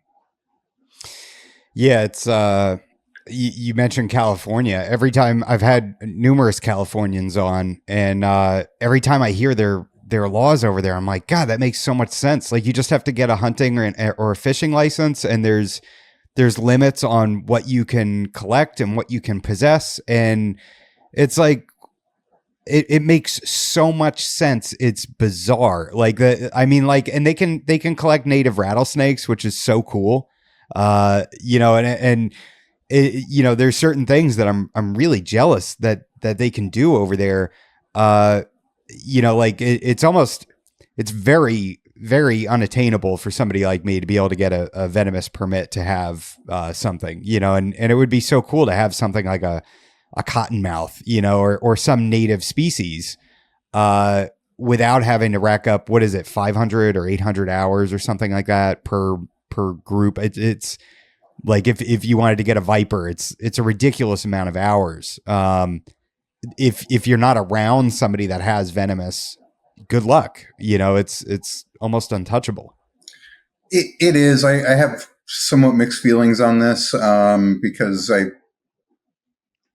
it is such a bad look for the industry, for good reason, when accidents happen with venomous keepers. I regret not getting a venomous permit when I was younger. It was, I mean, when I was starting out, I think it was as simple as signing your name. And I don't think we should ever have that as the standard. It did get more restrictive over time. And I think the current number of hours is probably a little bit excessive, but I guess I will take that over the Wild West mentality that exists in some states, because that is such such a terrible thing for the hobby. It is. I hope it would be nice to have a little bit more of a middle ground where somebody like you could get the hands-on experience and training without having to, take a year off of your day job. But I mean, honestly, the number of hours and it is a challenge, but find somebody local and volunteer every weekend, and eventually you'll get there. So.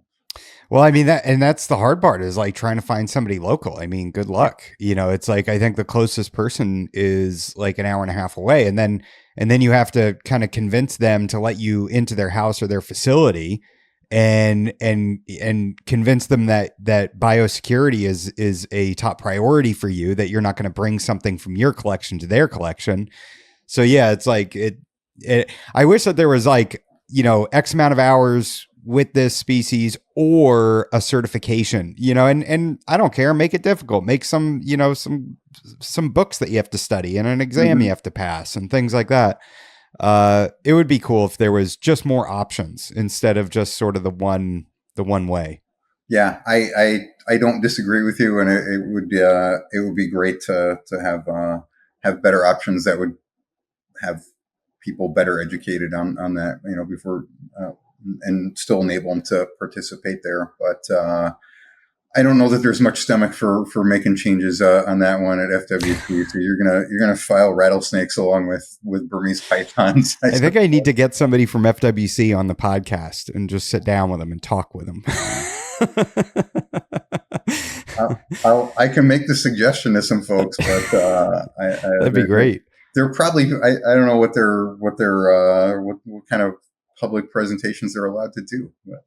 Yeah, that would be fun. I mean, I'm very respectful. It'd be great to just talk to somebody. And kind of, I think that reptile owners often get a bad rap. I know that when people find out that I have snakes at work, they're like, "What? You don't have like a cut off flannel and a mullet?" And like you don't fit what I thought a snake owner would be. And so yeah, I think breaking down those stereotypes is an important thing for sure.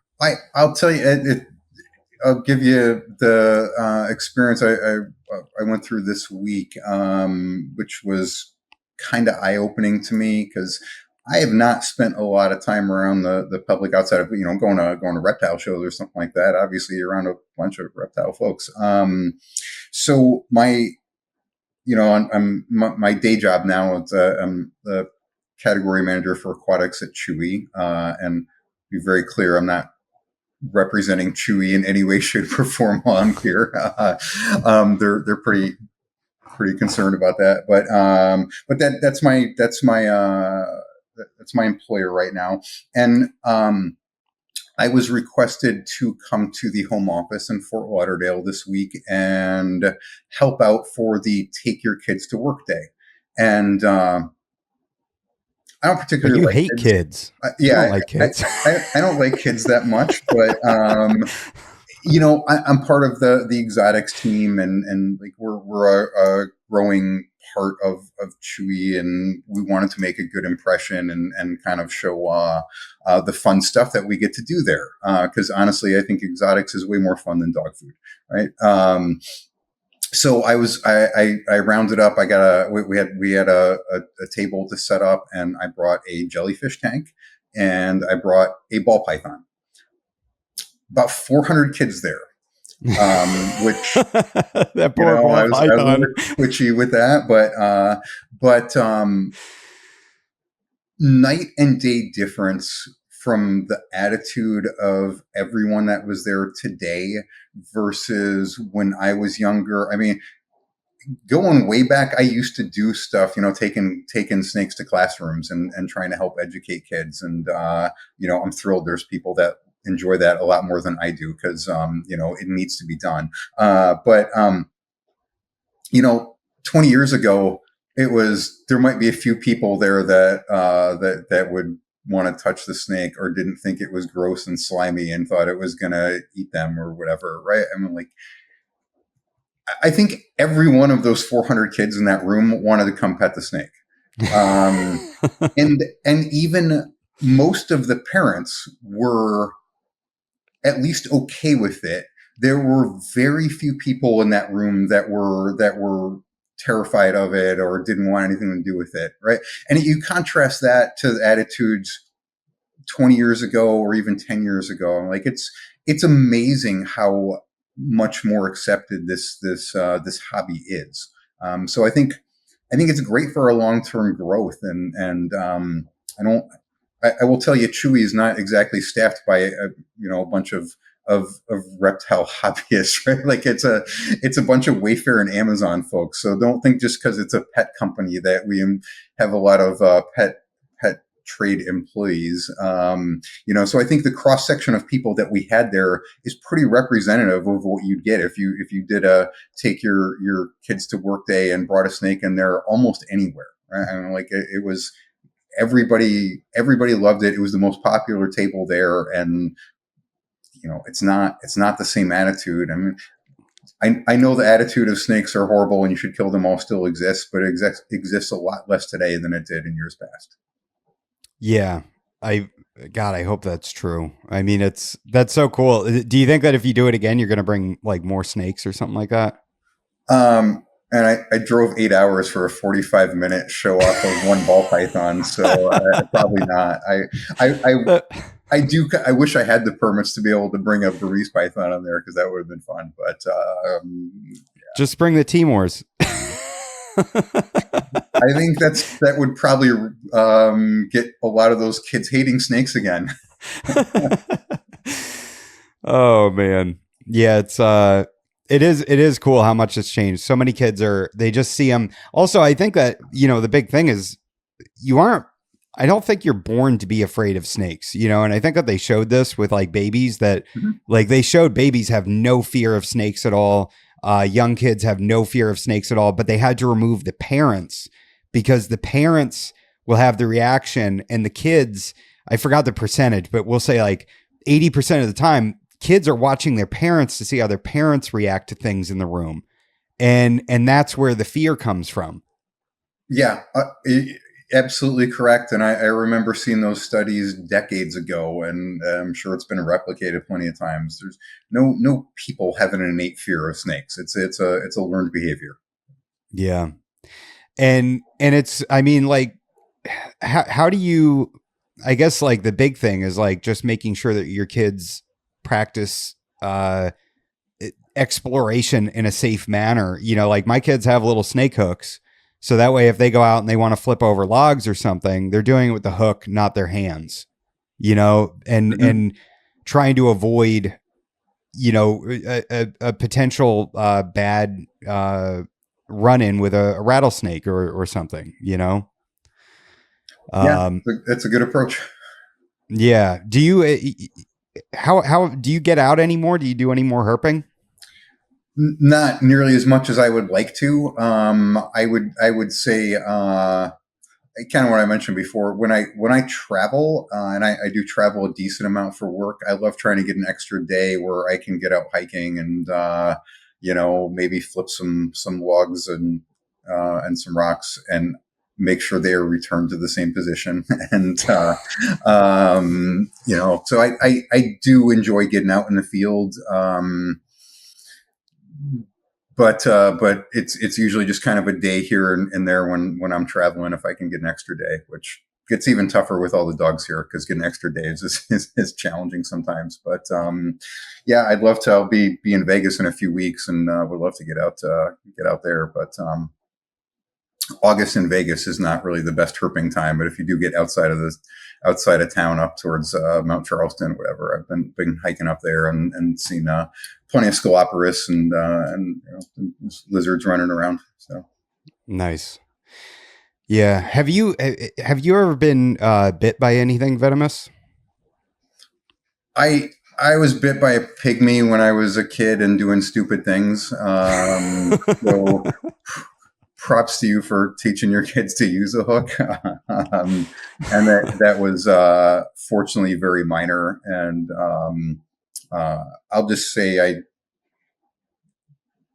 we're going back, my God, 30, close to 40 years at this point. Did some stupid things with some native venomous that I certainly would not ever do again, with collecting stuff and whatnot. But yeah, it was a pretty minor bite. Pygmies are pygmies are super cool animals, and if they weren't venomous, they'd be the perfect pet snake. I mean, they stay small. They tend to start feeding right away and acclimate well, and make great captives. But yeah, the whole venomous part kind of takes them away Yeah. from most people. Most people shouldn't be keeping those. So what was it? Like just a dry bite? It wasn't a dry bite, but it was not medically significant. It was just a lot of pain. Did you tell your parents? Oh God, no.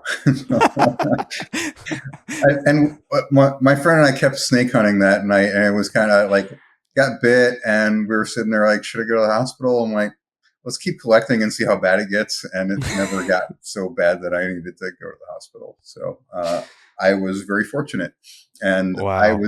I'm very grateful I got to learn that lesson from a pygmy instead of something hotter. So. Yeah, yeah. Like a gaboon viper. Yeah, I think the velvet ant sting that I had was worse pain than that though. So I mean, it was not fun, but it wasn't exactly crippling. So. Yeah, those velvet ants are nasty. Those things, like if you're not familiar with those in Florida, I haven't seen them very much lately, but you used to see them a lot. And man, yeah, they make that buzzing noise too. They're pretty wild animal. Yeah, and I got stung by the first one I ever saw in Florida, and thought it was super cool and thought it'd be neat to try to keep it. And it looked like there should be no problem picking it up and pointing its stinger away from you. Yeah, that doesn't work. um, maybe with forceps, but not with your fingers. So, to everybody listening, don't pick up velvet ants. Yeah. Yeah, I haven't seen those in forever. I used to see them a lot. At least down this way, they've kind of disappeared. Yeah, But well, unfortunate case with a lot of things in the state. yeah.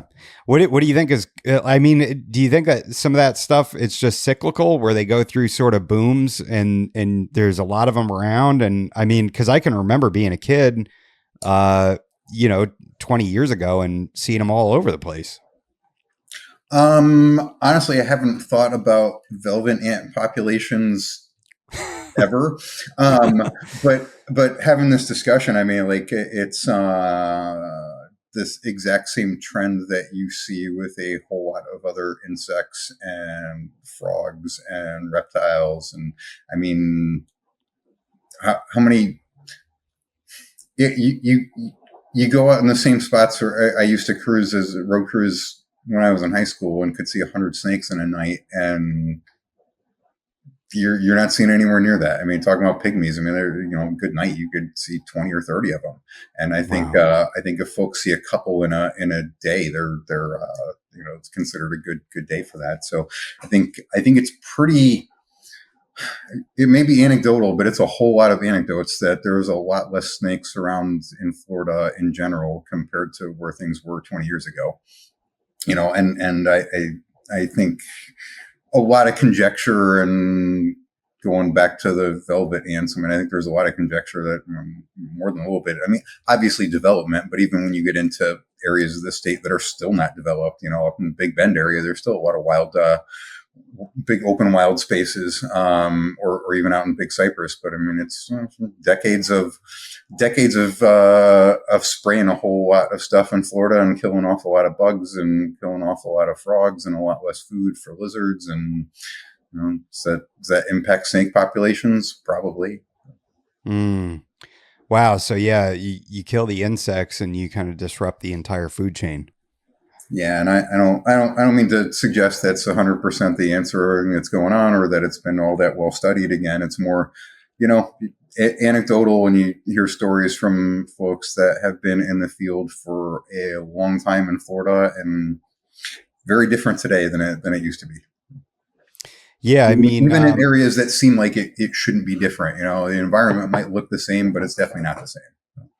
yeah, I mean, I've noticed that my windshield's a lot cleaner now than it was when I first started driving.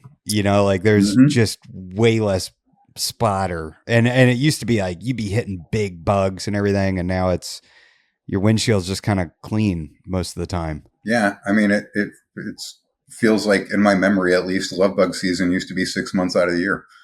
Yeah. Yeah.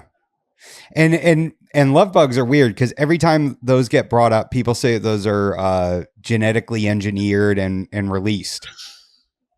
Correct me. Definitely not the case. Yeah, they're a native bug, right? They're a native Florida bug. I believe so. Yeah. Yeah, they weren't. I know that I've heard that like people say like, oh yeah, University of Florida bioengineered them to eat mosquitoes, and they don't do that. Hmm. And yeah, it's nonsense. Hmm. The Yeah, it's I wonder if it's just habitat loss or if it's all the pesticides we use, but yeah, it's definitely there's a lot less abundance. I mean, going through the Everglades, when I went out on my herping trip back in May, I think we saw 6 cottonmouths and only one was alive. All the other ones were freshly hit. Yeah. And, it's funny. I just talked about how attitudes of snakes are changing from my experience with the kids and whatnot. But, and sure, you wouldn't think that when you look at any of our roads and how many people swerve to hit snakes. Yeah. Yeah, So, it's depressing. I but mean, and I do think a lot of that is generational, and that is our younger generations are definitely a lot more accepting and enjoy snakes and wildlife in general.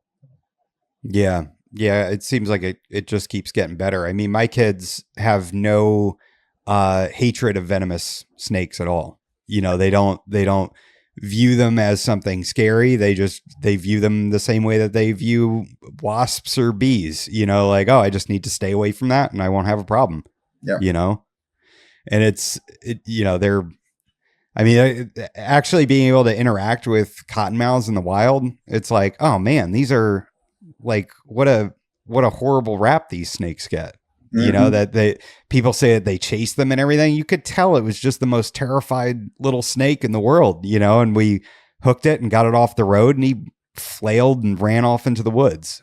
Yeah, for sure. I mean, any stories about chasing is usually because you're in between the snake and where the snake wants to be. Yeah. So it's trying to get to its home or hiding spot or the way to escape, and you're in between him and that. Yeah. So So what are some organizations that people can or should be supporting and getting memberships to? Obviously, USARK Florida is number one. So USARK Florida is I'm a board member there, and absolutely please support USARK Florida. We need your help here.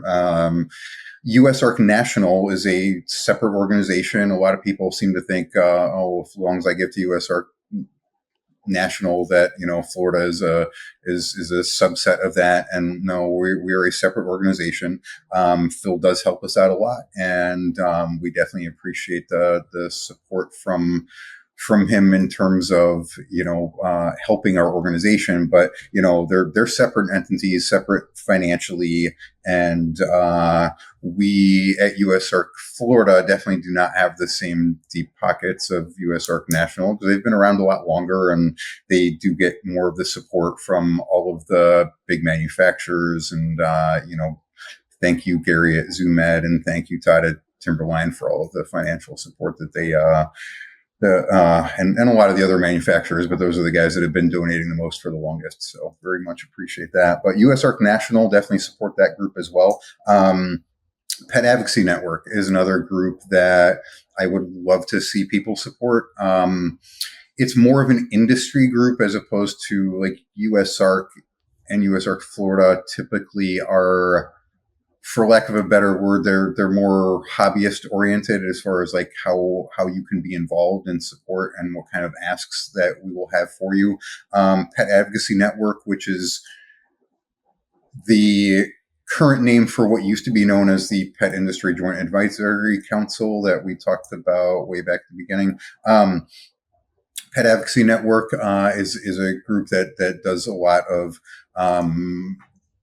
we do a lot to try to prevent bad legislation both within the reptile community as well as fish, as well as bird. There's a lot of bird sale bans that have been floated over the last couple of years. One currently going on right now, and we also support consumer choice for companion animals.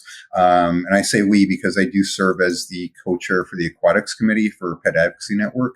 And there's a lot of legislation that comes up there as far as prohibitions on collection in Hawaii, which people think, oh great, reef fish should stay on the reef. Well, Hawaii is the best studied ornamental fishery in the entire world, and it is 100% sustainable. And that's still not good enough for folks that just think it's wrong to go out and catch fish and put them in a fish tank.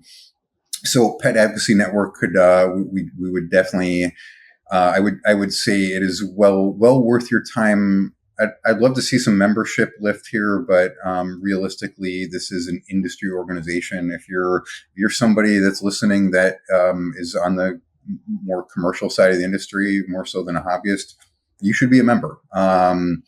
But even if you're not a member, you should sign up for getting notifications, because they do send out a lot of information, kind of keeping people in the loop about things that happen on local and state and national level. You'll probably get that from Phil at USARK as well, but sometimes they'll come in a different order. And if you do have any interest in fish or in birds, whatnot, those are. And I know there's a lot of people that have reptiles that also have other hobbies that involve keeping pets. So it's a very good organization to be involved in. And it is kind of, they just had a change in leadership there where Sandy Moore is the new CEO. And as somebody that's supported the organization for a long time, I'm extremely pleased that she has gotten that new role. So Sandy was I'm joking when I say this, but she was my arch enemy when I was at 5D Tropical for years. So Sandy was the president of Seagrist Inc., which was the other large supplier of fish in the U.S. So we kind of, from a business perspective, but it heads a lot in terms of we were competing for the same customers. But we were both very active advocates for being involved with Pet Advocacy Network and responsible regulations. And we sat on a lot of the same committees, and she's been a great friend of industry for many, many years. So I'm extremely happy that she's the new CEO there. And I think you can look for more cooperation between them and USARK going forward, and probably a little bit better defined roles for what each organization does. I think you're going to see, a lot more reach out from Pet Advocacy Network, maybe to folks that previously might not have known they existed. So that is another great organization to support. And the last one I'll throw out would be the National Animal Interest Alliance, which is also, there is certainly some companion animal and general ag focus to that. But I would say, I said this to some large-scale reptile breeders 30 years ago, and it has definitely proven to be the case. Pay attention to what happens to dog and cat law, because eventually you will see the same thing happen, and you're going to see people make the comment that, oh my God, why should anybody raise a leopard gecko when there are so many in shelters? And we're certainly kind of at that point now with leopard geckos and ball pythons and bearded dragons. And I think there's still a place for responsible breeders. So anyway, National Animal Interest Alliance, some really good content on their site. And if you're somebody that hears what I just said and thinks, you agree that nobody should ever raise a dog or a bearded dragon. I would urge you to go look at some of the content there about the importance of responsible breeders. And I say this as somebody with two rescue dogs, and I absolutely support rescue, but I also think there is 100% a spot for responsible breeders as well. And I do have a purpose-bred dog as well, and I love all of them. So. What about I've been seeing these ads for reptile rescues, or not? Is it like a surrender or something like that FWC is doing now? Is that fairly new? Where No, it's not. They've actually had that for a long time. If you're specifically referring to the FWC program, they have a program where you can, it's an amnesty program where you can, if you have an unwanted reptile, you can turn it in. You can actually, I will say, show up with it. Don't call, because then you don't necessarily know who might be showing up at your door later. But if you have an animal that is not currently legal in the state of Florida, that maybe you didn't take the steps to correctly be grandfathered in with that, you can show up to an amnesty day and turn that in. And I would certainly urge anyone that cannot legally be in compliance to do that, because we want to be a responsible industry. But yeah, they will FWC is they will take in the animals, and they will work to find homes for them where they will be correctly permitted. And I believe in some cases, like they're pretty overwhelmed with red-eared sliders. And I think they've been trying to work with getting some of those out of state as well. And that's one. And by the way, I'll put in a plug for it's an animal we probably don't need more of in the pet trade. If you see red-eared sliders for sale, you're not supposed to have them in Florida. If you are in a state where they are permitted, I would say you probably have better options than buying them in a store.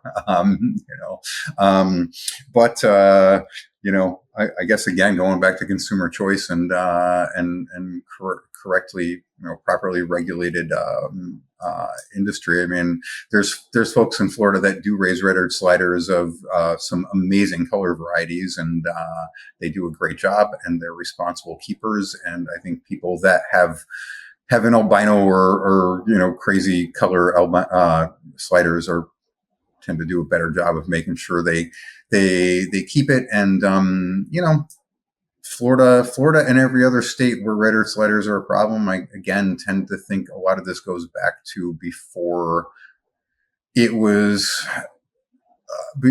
people in this industry had the knowledge and the mindset that it's wrong to just throw your turtle in a ditch when it outgrows your tank. I mean, this, again, problems we're dealing with now go back to the attitude that was pretty prevalent 50 years ago. That seems like where most of these releases happened, right? Like 50, 60 years ago. We have so many. We have tokays, chameleons, agamas, the brown anoles, the Burmese pythons. Are there any other invasive snakes outside of the berms? Within the state? I should say established populations. I think it's, from what I know, hard to say that there's much established. I think there's been rock pythons potentially might still be there. Really? Yeah, I mean that made the news. FWC, some of the media folks there love to help create some sensational stories. And there was this story running around about, oh my God, there's going to be a new super snake hybrid from rock python, Burmese python crosses. And that was fun. I'm sure Daniel had fun responding to those. But typically there's plenty of snakes that have been found in Florida, but as far as established stuff, I may be overlooking stuff, but the one that comes to mind are the boa constrictors, the reptiles Mm. that are on the Deering Estate down in South Florida, and yeah, they've been there at least 50 years and they haven't expanded. So it's pretty much there's one spot they can live. They have not been able to expand their range in many, many years. And I would view that as a pretty good indication that they have a hard time living in Florida outside of a pretty small part of the state. Mm. Um, obviously we got a lot more lizards here. As far as how many of them are invasive, you're gonna get different opinions on that, but I would just like to point out that invasive and exotic are not the same thing, and I have a real hard time saying that something that can only live in disturbed areas and is only found on the side of buildings, like most of our geckos. Hard to call that invasive because they're not displacing, any native species that live naturally on the side of the Holiday Inn. You know, when I was a kid growing up, again, when I was in high school, kind of my side job was collecting geckos off, going down to Fort Myers Beach, going around all the hotels and collecting marine toads off the ground and Cuban tree frogs and geckos off the side of the buildings. And you know, that's still mostly where you find geckos. I will say, and not to discount marine toads or Cuban tree frogs because they're certainly a scourge. And that, I've had a vet visit from one of my dogs trying to eat a marine toad, so I kind of Oh, hate them. jeez. So I'm in no way saying no exotic species are a problem, but it is 100% clear that not all exotics are invasive. Yeah. And how did we end up kind of like reversing our stance legally in the state on the green iguanas? So appreciate you bringing that up because that is something that I will call a win for USARK Florida. So unfortunately, it's a win that we needed because we had a really bad loss on green iguanas. The history on this is that green iguanas have been in the state for, again, I think it's 60 years. It's not a recent release.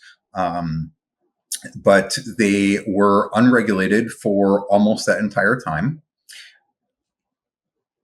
At some point a few years back, I'm trying to remember the exact date. I want to say it was 2022, 2021. FWC decided that iguanas should go from being completely unregulated. Anybody could have them. Anybody could breed them. Anyone can catch them. Anybody can ship them out of state.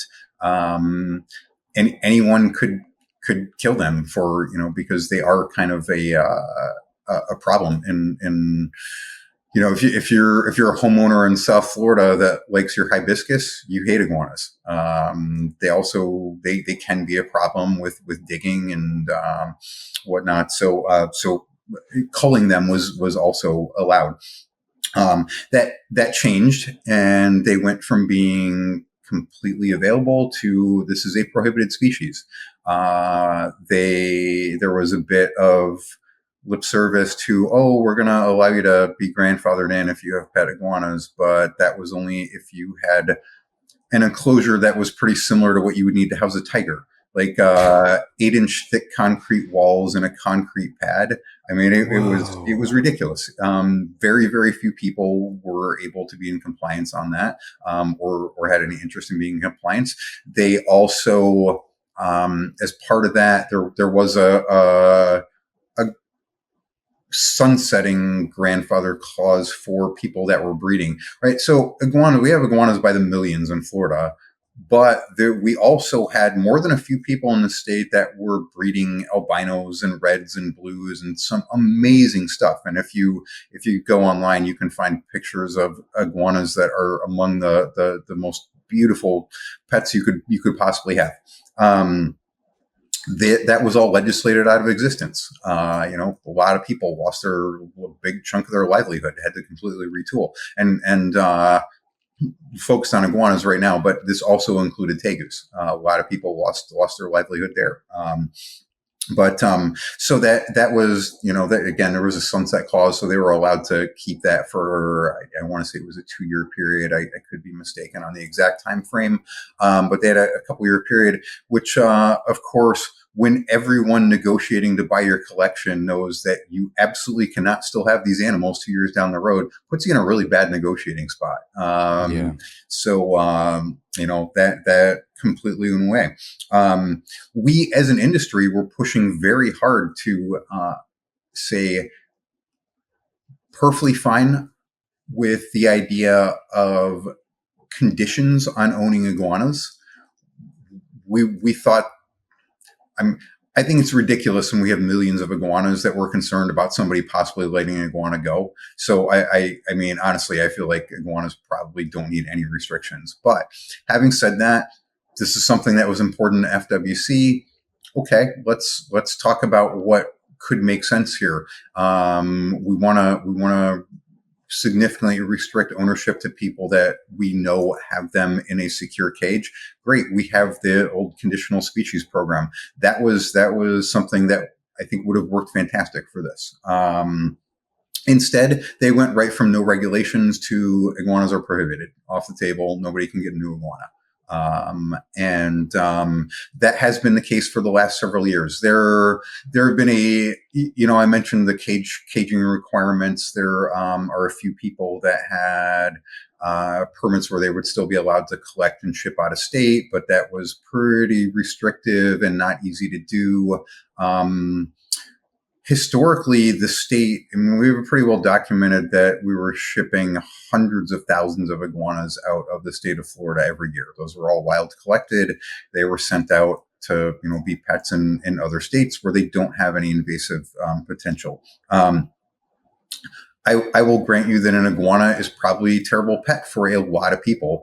And I'm not here to argue that all of those iguanas, were going to states where they made a fantastic pet for someone, because probably some of those aren't taken care of the way that they're supposed to be. But having said that, again,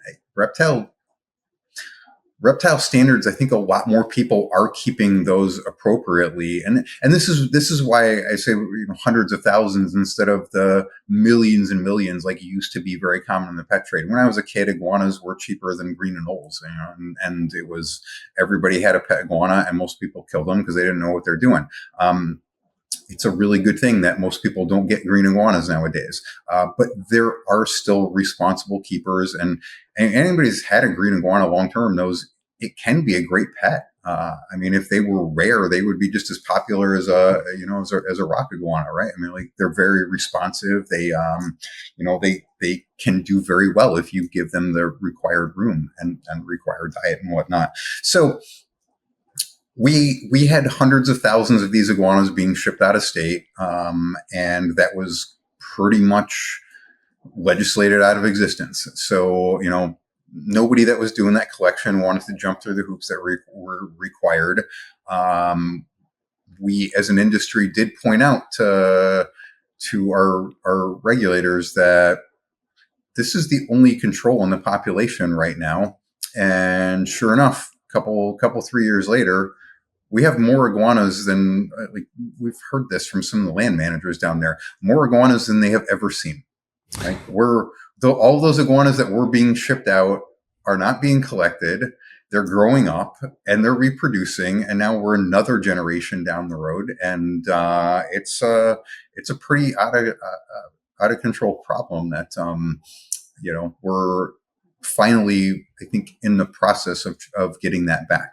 So essentially, and all of the details are public, but long story short, made it much easier for someone to get a permit to collect iguanas where there are not the roadmaps. You can't have an iguana you can't go out and get a new iguana as a pet in Florida. But if you want to go out and collect 1,000 iguanas and ship them out of state, there are steps to do that, and they're not overly restrictive steps. The only hiccup right now is that the caging requirements have not been changed, but that is a work in progress.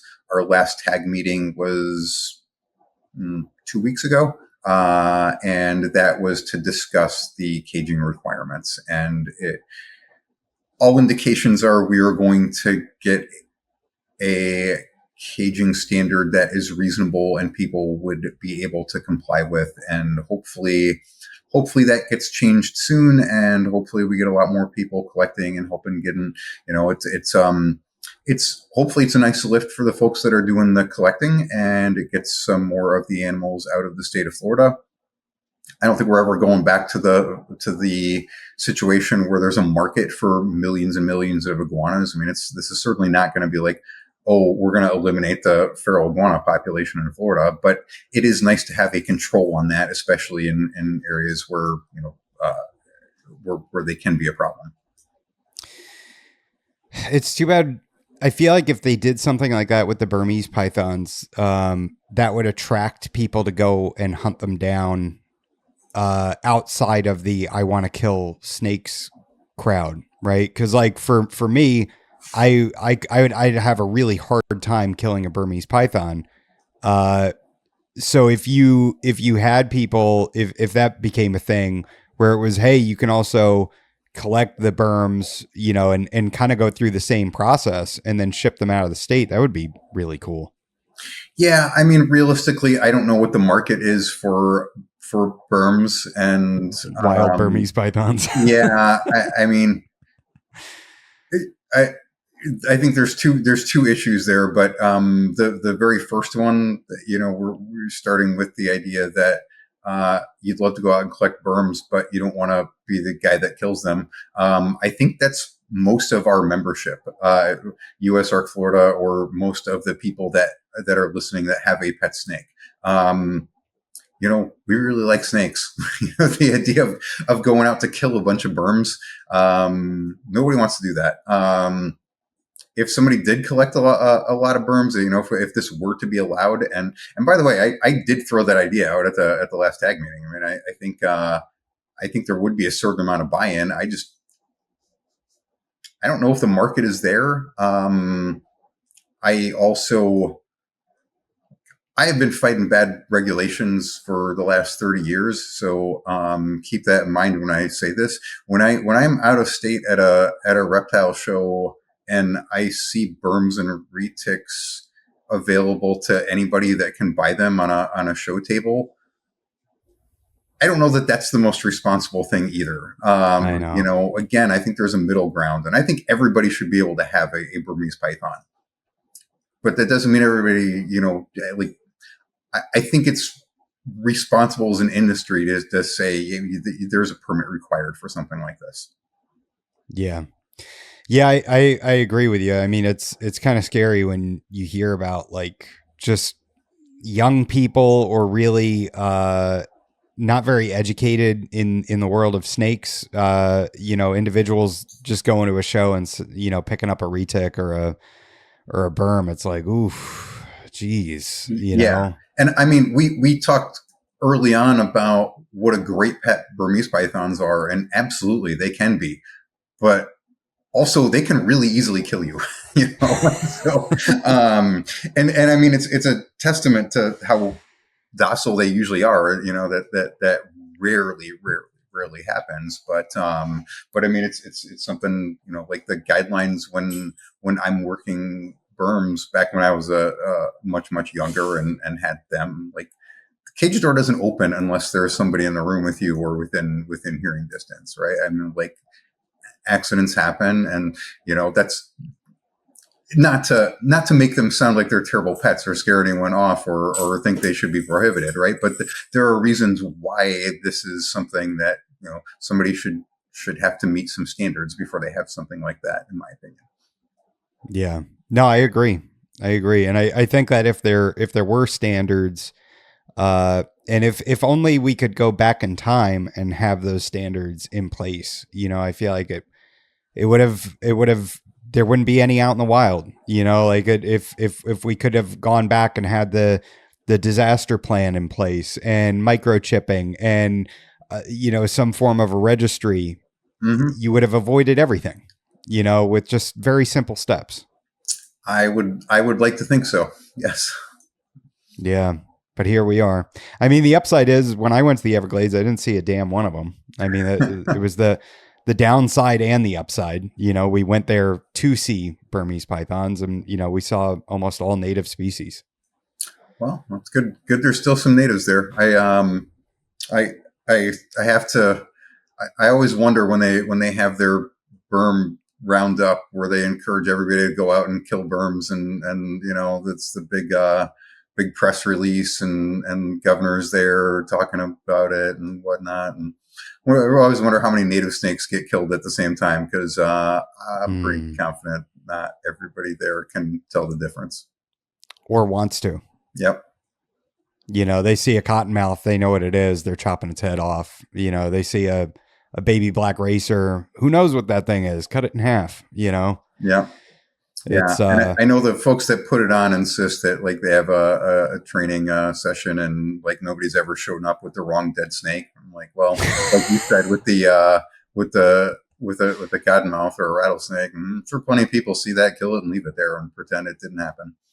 well, it's the same thing with don't they do like fishing tournaments for sharks or something where they kill them all? I mean, like horrendous stuff, and it's like they're just pulling everything that they can, and yeah, I hope that's not still a thing. I know it was a thing. I hope that I'm I'm not going to pretend to be educated on that one.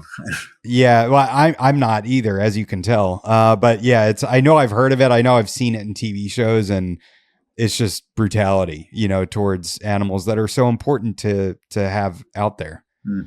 Um, but all right, man, is there anything else you want to touch on? Did we cover everything? Um, I think yeah,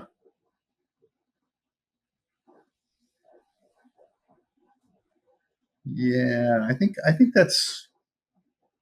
I feel like we hit everything in my notes pretty much.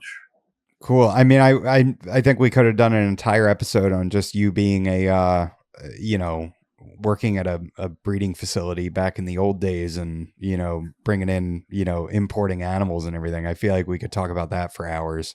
Yeah, it could be. I feel like we were a little bit scattered on this one, but bouncing That around. But that's like everyone. okay, I don't. Yeah, I don't know. I'm afraid it's going to be boring to a lot of your folks that want to hear more about breeding snakes or whatnot. But hopefully not. Hopefully, some people pay Well, attention. yeah, I mean, it's I do hope people listen to this. I'm probably gonna clip the part about you talking about where people should sign up for and put it at the very beginning so people get that right away, Okay. and Yeah, and I mean, I'd say edit into the appropriate part of our conversation. But I one of the I mentioned Bill Brandt was my old boss at Gourmet Road, and that's when I first got involved in a lot of the advocacy work. And one of the things that has stuck with me 30 plus years later is, the reason why we had a say in some of those regulations is because we showed up. World is run by people that show up, and everybody that insists, well, we never. None of these laws ever go through. We hear about the Lacey stuff all the time. We hear about white lists all the time. And it never happens. There's a reason it doesn't happen, and it's because of groups like USARK and Pet Advocacy Network. And we do show up, and we need the help, and everyone can participate and pitch in and help out there. hell yeah, Joe. Thank you, man. I appreciate you coming on. You're a good dude. You're a good friend, and it was good talking to you. Yeah, definitely. Well, got to catch up in person one of these days. Yeah. Are you going to Daytona? So I have Super Zoo, which is a industry trade show. That's part of my job. I have like 36 vendors to talk to there. it used to be a Tuesday through Thursday show when I would fly back and get to Daytona. Now it runs through Friday. I got the dogs here for 4 days by themselves. So anyway, long story short, yes, I'm going, but I can't be there on Friday. I'm probably I get back Friday at like midnight. I'm going to try to hang out with the dogs for Saturday, go over ballpark dinner time on Saturday, and then I'll be there Saturday for the auction and on Sunday. Well, maybe I'll try to be there Saturday and Sunday or something. Hopefully we'll see you there. Yeah. You did save me from potentially pissing away any money at the Repticon show in Orlando today, because I was going to do that this morning. But when I got your text, I'm like, I'll take that as a sign I should probably not go. But yeah, whenever we have, now that I'm on the board, whenever we have events, I'll probably be there for USARK Florida. So I don't know when we have our next Tampa show, if that's close enough to you or worth showing up for. Maybe we'll catch up. Oh yeah, I love popping in and just walking around. Of course, every time I'm there, I text you and I'm like, "Are you going to be here today?" And you're like, "No." Well, last time I was there, I think the last one I was there, but you were just showing up and leaving, right? Oh, that's right. Were you inside? No, I got there later in the day, but I remember, okay. I know you said that's when you were grabbing those diamonds, right? Yeah, the big male diamond. Yeah. Nice. Very nice. How they doing? Good. He actually shed last night, and his little rub mark on top of his head is it shrunk. It like went half the size it was previously. So how is this well, yeah, because you just got it. So I'm just wonder, like, what are you doing for temps over the summer? Like, I could give a shit about winter temps. I know they're going to be fine even if it freezes, but man, our summers have been brutal. yeah, I am giving so so they're in Repti Breeze enclosures, the 2x2x4 foot tall ones, Aren't those and soft plastic? they're aluminum mesh. I think Oh, they're okay. it's I was thinking of a different one then. Okay. yeah, the Zoom Ed, the chameleon cages, Yeah. with the Mhm. metal mesh. And I created like a dam, not a dam, I like a substrate barrier at the bottom Mhm. out of corrugated plastic, and I filled that up with bark and put potted bottle brush Mhm. bushes in there because those are native to Australia. And I took some cork tubes and I like the hollows and I tunneled them down into the substrate. So it's much cooler in there. And so like I have two juvenile females. They're probably maybe a year, I guess probably, yeah, they're over a year now. And they go inside their cork hollows to cool down during the day. And the male has a similar setup. And so it seems like they're able to get away from the heat and kind of chill out at, in dark places. Very good. It's good to know. I But would love to do more outside stuff here in all of my free time, but I think I told you I got 3 acres, so I'm part of the reason why I bought this was the idea of I would love to do more outdoor. I'm thinking mostly lizard cages, but definitely some snakes. That would make sense too. oh yeah. Yeah. I mean and the diamonds are pretty much we're almost the same distance from Mm-hmm. the equator in the northern hemisphere as where they naturally occur in Australia in the southern hemisphere. Yeah. So it gets, I think our summers get just about as hot as it gets where they come from in Australia. We're just a bit more wet. We have a bit more rain. Yeah. Um, Yeah, so I always felt like it was easier to mitigate cold than heat, and I don't know. I remember, I think I told you, talking to Chris McQuaid. I don't know if you know Chris, but he was breeding diamonds like 30 years ago, and I remember him talking about how, like, when he saw the most courtship, because he had him outside too, like nights, cold rainy nights with temps in the 40s or even sometimes upper 30s. wow. Like, that's when they were out and active and courting. Um, this is decades ago, so I might be misremembering, but I'm pretty sure it stuck in my head that, yeah, they don't need to worry about cold. Yeah, that seems like that's sort of the consensus. And yeah, man, I can't wait to see. Like I figure I'm probably gonna do. I'm gonna go and visit Ron St. Pierre and hang out with him and see like how he handles his hides for the winter time. Hmm. And I think what he does is he just takes a bag of black mulch and puts it over the hide, Hmm. and it absorbs all that heat during the day from the sun, and then it stays warm all night. So they have a warm place to retreat to. Yeah. That way I Yeah. don't have to mess around with heating elements and stuff outside, which I really don't want to do unless I absolutely have to. Yeah, for sure. Yeah, I kind of feel like I said, anything I want to get outside, I'm less worried about cold and a lot more worried about how many cold nights do we have? What's the worst case scenario? Bring things in a couple nights a year, right? Yeah, exactly. Absolute Put them. worst case scenario. And it's almost never going to come up, but the summertime temps and shade and mitigating that and whatnot, or like, that's not a little bit of an issue, you know? Yeah, I think so. What I've been doing is just lots of shady areas, tons of places for them to retreat to, and then retreat from the rain too.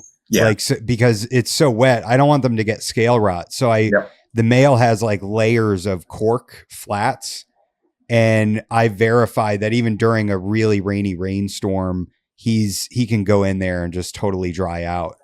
So I think it's just giving them the option. But it's funny when it rains, they come out and they go up into the branches and they just sit there in the rain. Like they enjoy it. It probably cools them down. Yeah. Yeah. It's fun. I think it's going to be a balancing act on that because I was chatting with, last show I was at, Eddie Soto, I think. Yeah. Um, Yep. and he was telling me like he's doing a bunch of Lacerdas, like real dry habitat stuff outside, essentially like a layer of gravel, and the cage above that. So he's getting great drainage and not having the issues that a lot of people historically have had with some of these desert species in Florida. But then at the same time, I'm like, well, then like you're trying to balance keeping them dry versus letting them burrow somewhere to get away from the heat. So I don't know. It's I just keep chatting with as many people as I can about it because one of these days when I have all of my free time, I want to be out there building some cages. So. Yeah, I guess. Yeah, definitely. Well, Ron. I mean, hit Ron up because he's Mm-hmm. he's the king of keeping stuff outside, and I've done a couple episodes with some Aussie guys too that keep diamonds outside, Mm-hmm. and I mean, their summertime temps. They give me the number in Celsius, and I convert it real quick on the show, and I think they had like the one gentleman, Jason Patterson, had like 104-degree temps outside, and his diamond just like went halfway in her. She has like a pond in her enclosure, and she was Mm-hmm. just chilling in that. Hmm. So I mean, I mean, and where he's at in Australia is where they are, just out in the wild. yeah. No, I got my cockatiels outside, and I guess it's the same habitat for them too. And they manage to go through all summer and don't overheat and die. So Nice. Do you have any large macaws or anything? no, I had a pet macaw, but I lost her about 18 years ago, 20 years ago. I remember the story. Didn't she like hate you and then you bonded with her over chicken Yeah, wings? it was. So the story is this was a free to a good home green wing macaw. Which obviously, I mean, like this bird should have a lot of value. The owner was terrified of it. Hmm. So presumably it bit the shit out of her. Like she got multiple sclerosis, right? So like she used to interact with the bird, then she got sick and she wasn't able to Hmm. interact with the bird, and then she got bit by the bird, and then it just like the thing never came out of his cage. When I went to go pick it up, They got it out of its cage with a broomstick, and I'm like, holy shit, what did I get myself into? I mean, you know what macaw bites can be like, right? Like this Yeah. is. I would rather get bit by damn near any at least non-venomous snake in the world than a macaw. Um, it's bad. Um, but yeah, within like it was definitely less than a month. Yeah, I was feeding it pizza crust and chicken wing bones, and it loved getting treats, and it started to like me, and she got yeah. I mean, like she and I were best friends, for a bird. She was, she was puking on me within a couple months, which, that's, Oh, so cute. yeah. But yeah, I love that bird, but that bird hated everyone else. Yeah, that's Um, funny. that's what I loved about macaws, and especially like this was a wild caught macaw too. I mean, it was one that came through quarantine stations in like the early '80s, I think. And they tended to be. This is why I'm not sure I could ever get a macaw again, because like I'm never going to get a wild bird like that or a parent raised bird. It's just not available, right? Like they're all hand fed babies, and it's. I, I'm not arguing that that's a bad thing. Like the fact we don't have wild caught macaws, I'm okay with that. But being a wild caught bird or a parent raised bird, I think they're a lot better at entertaining themselves. Like a hand fed baby, they are so prone, at least until they get quite a bit older. Like if you can't entertain them all the time, they're so prone to getting neurotic behaviors and plucking issues and whatnot. Mm. I don't know that I could ever see myself having enough free time to keep a hand fed macaw as a pet and keep it entertained. I wouldn't mind having macaw, like a pair of macaws in a flay cage that I interact with, but are not like the same level of friendly or pets. But then they're gonna hopefully breed. I'm gonna be like, man, I don't want to hand feed babies, and then I'm gonna have a bunch of macaws that hate me. So I wonder if there are people that let the parents raise the young. I think a few people. I think some breeders, like if you're breeding macaws, your future brood stock, you probably want to be parent raised. So I think they pull when they're raising to sell for pets, and they probably let them be parent raised when they want to have replacement stock or add breeders or whatever. Huh. Interesting. I don't know that for sure, but I think that's how most parent breeders handle that. It seems like it would be a healthier, more independent bird.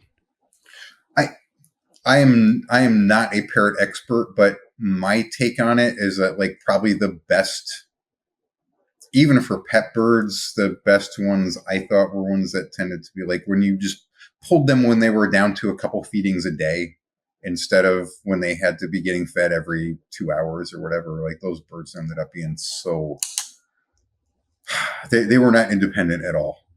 Very Yeah. hard to wean, and big problems with them in a lot of cases.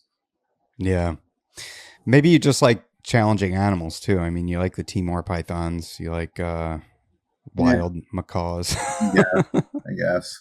By the way, I'm curious because you've probably chatted with more people that breed Timors than I have. But when I got those, and like when I was talking to people that bred them years and years and years ago, if you go back and read the Barker's, reproductive husbandry of bows and pythons, the consensus was they had to be about a decade old to breed. I always was very skeptical of that, and I'm really curious what you've heard about that.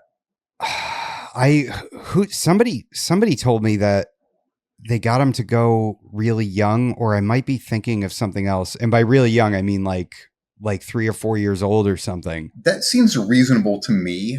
Yeah. But I think some of that might have been conflated with the idea that wild caught ones, would be like it was 10 years before they would start breeding. And I tell you, I'm convinced when you get things as adults or even juveniles that have been in the wild through multiple seasons, it is so hard to get them used to our northern hemisphere seasons and environment and captivity. I think you get a wild Timor that was collected as a baby, probably no problem.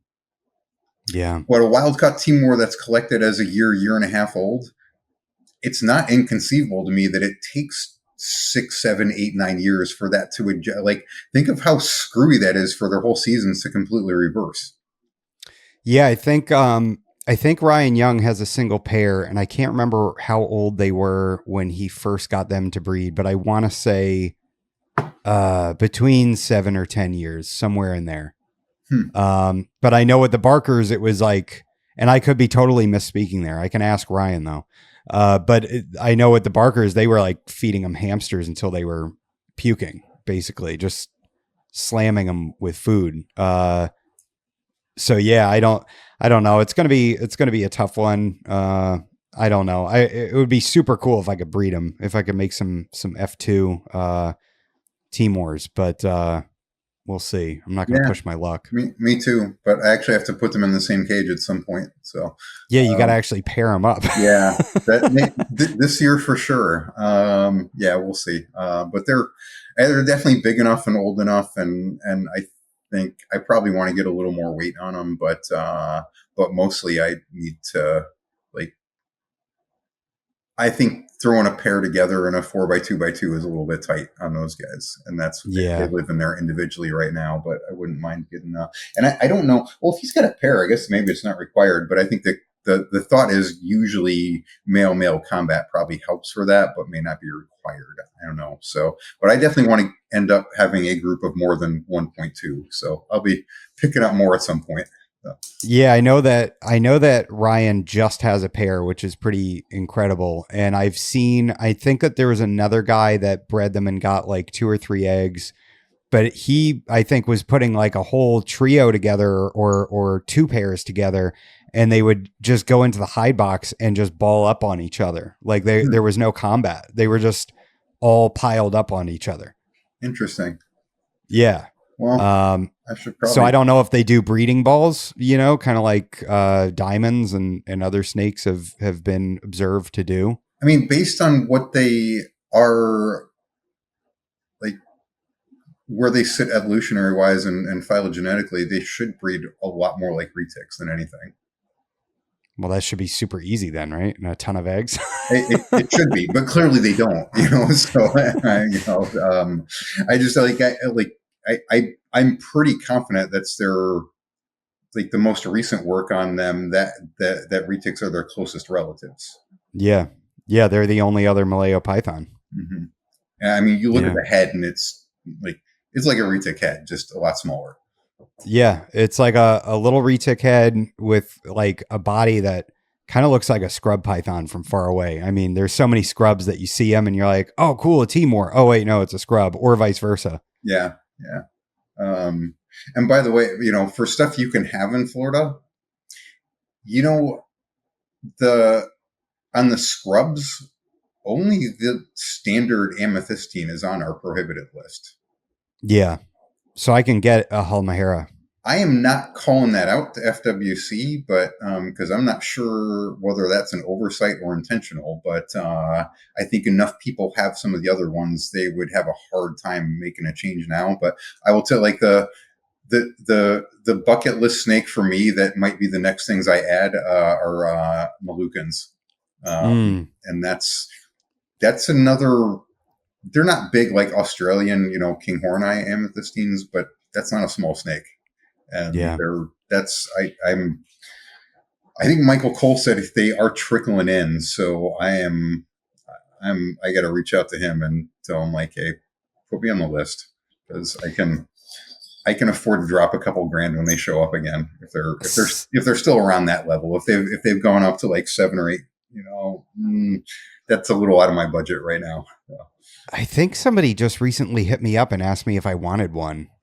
A Moluccan? Yeah. I'll have to go through I was like, oh, I'm in Florida. And they're like, yeah, these are Florida. They're available in Florida. And I'm like, oh, no shit. check your messages and forward it because I'm definitely keeping an eye out. I almost got one at Daytona last year, but it was a spare male, and I don't know how hard females are to source. Yeah. If if I see a single female, I'll buy it in a heartbeat. But I don't know, spare male when I might not be able to get a female for 10 years. Didn't Yeah. think it was worth it. I think the Holmes are where it's at. That's what, I like those too. Yeah. little smaller. They have everything that a scrub has. It seems like the captive bred ones are very hardy, and they don't have the tendency of just dying randomly like the wild caught ones. So that's always a plus, you know. Yeah. I mean, I don't have vast experience with them, but um, any wild scrub dying randomly seems like it shouldn't happen and something else is going on. I mean, I remember those things being pretty freaking bulletproof if you cleaned them up. Oh, really? I, I know everybody has different opinions on this, but I feel like there's I feel like my historical perspective on this is a lot different than a lot of people nowadays. And I'm a big fan, and even my vet doesn't always necessarily agree with me on this. But when I get imported animals, I am gonna I'm gonna treat them like I like to clear out parasites ASAP. And that's opposite of I think a lot of current opinion, which is let them get settled and then reconsider. And I don't know. I mean, like, it's a high stress situation no matter what. Is a couple more weeks of high stress really? I mean, if the animal's got decent body weight on it and you can keep it hydrated, I would rather treat it and then let it acclimate and worry about feeding and do so with a greatly reduced parasite load. I mean, having said that, I don't ever worry about treating to the point where it's 100% clean of every flagellate. Like I could give a shit about that. There's a low number that's going to be fine. But sometimes the numbers that imports come in with and people take the approach of, I'm going to let it acclimate and settle and then worry about parasites later. I don't know. Not the way that I've done things. Yeah. Whether that has anything to do with what happens with various scrub pythons or not, I don't know. But I kind of don't ever remember those being animals that just drop dead for no reason. Yeah. Well, I know that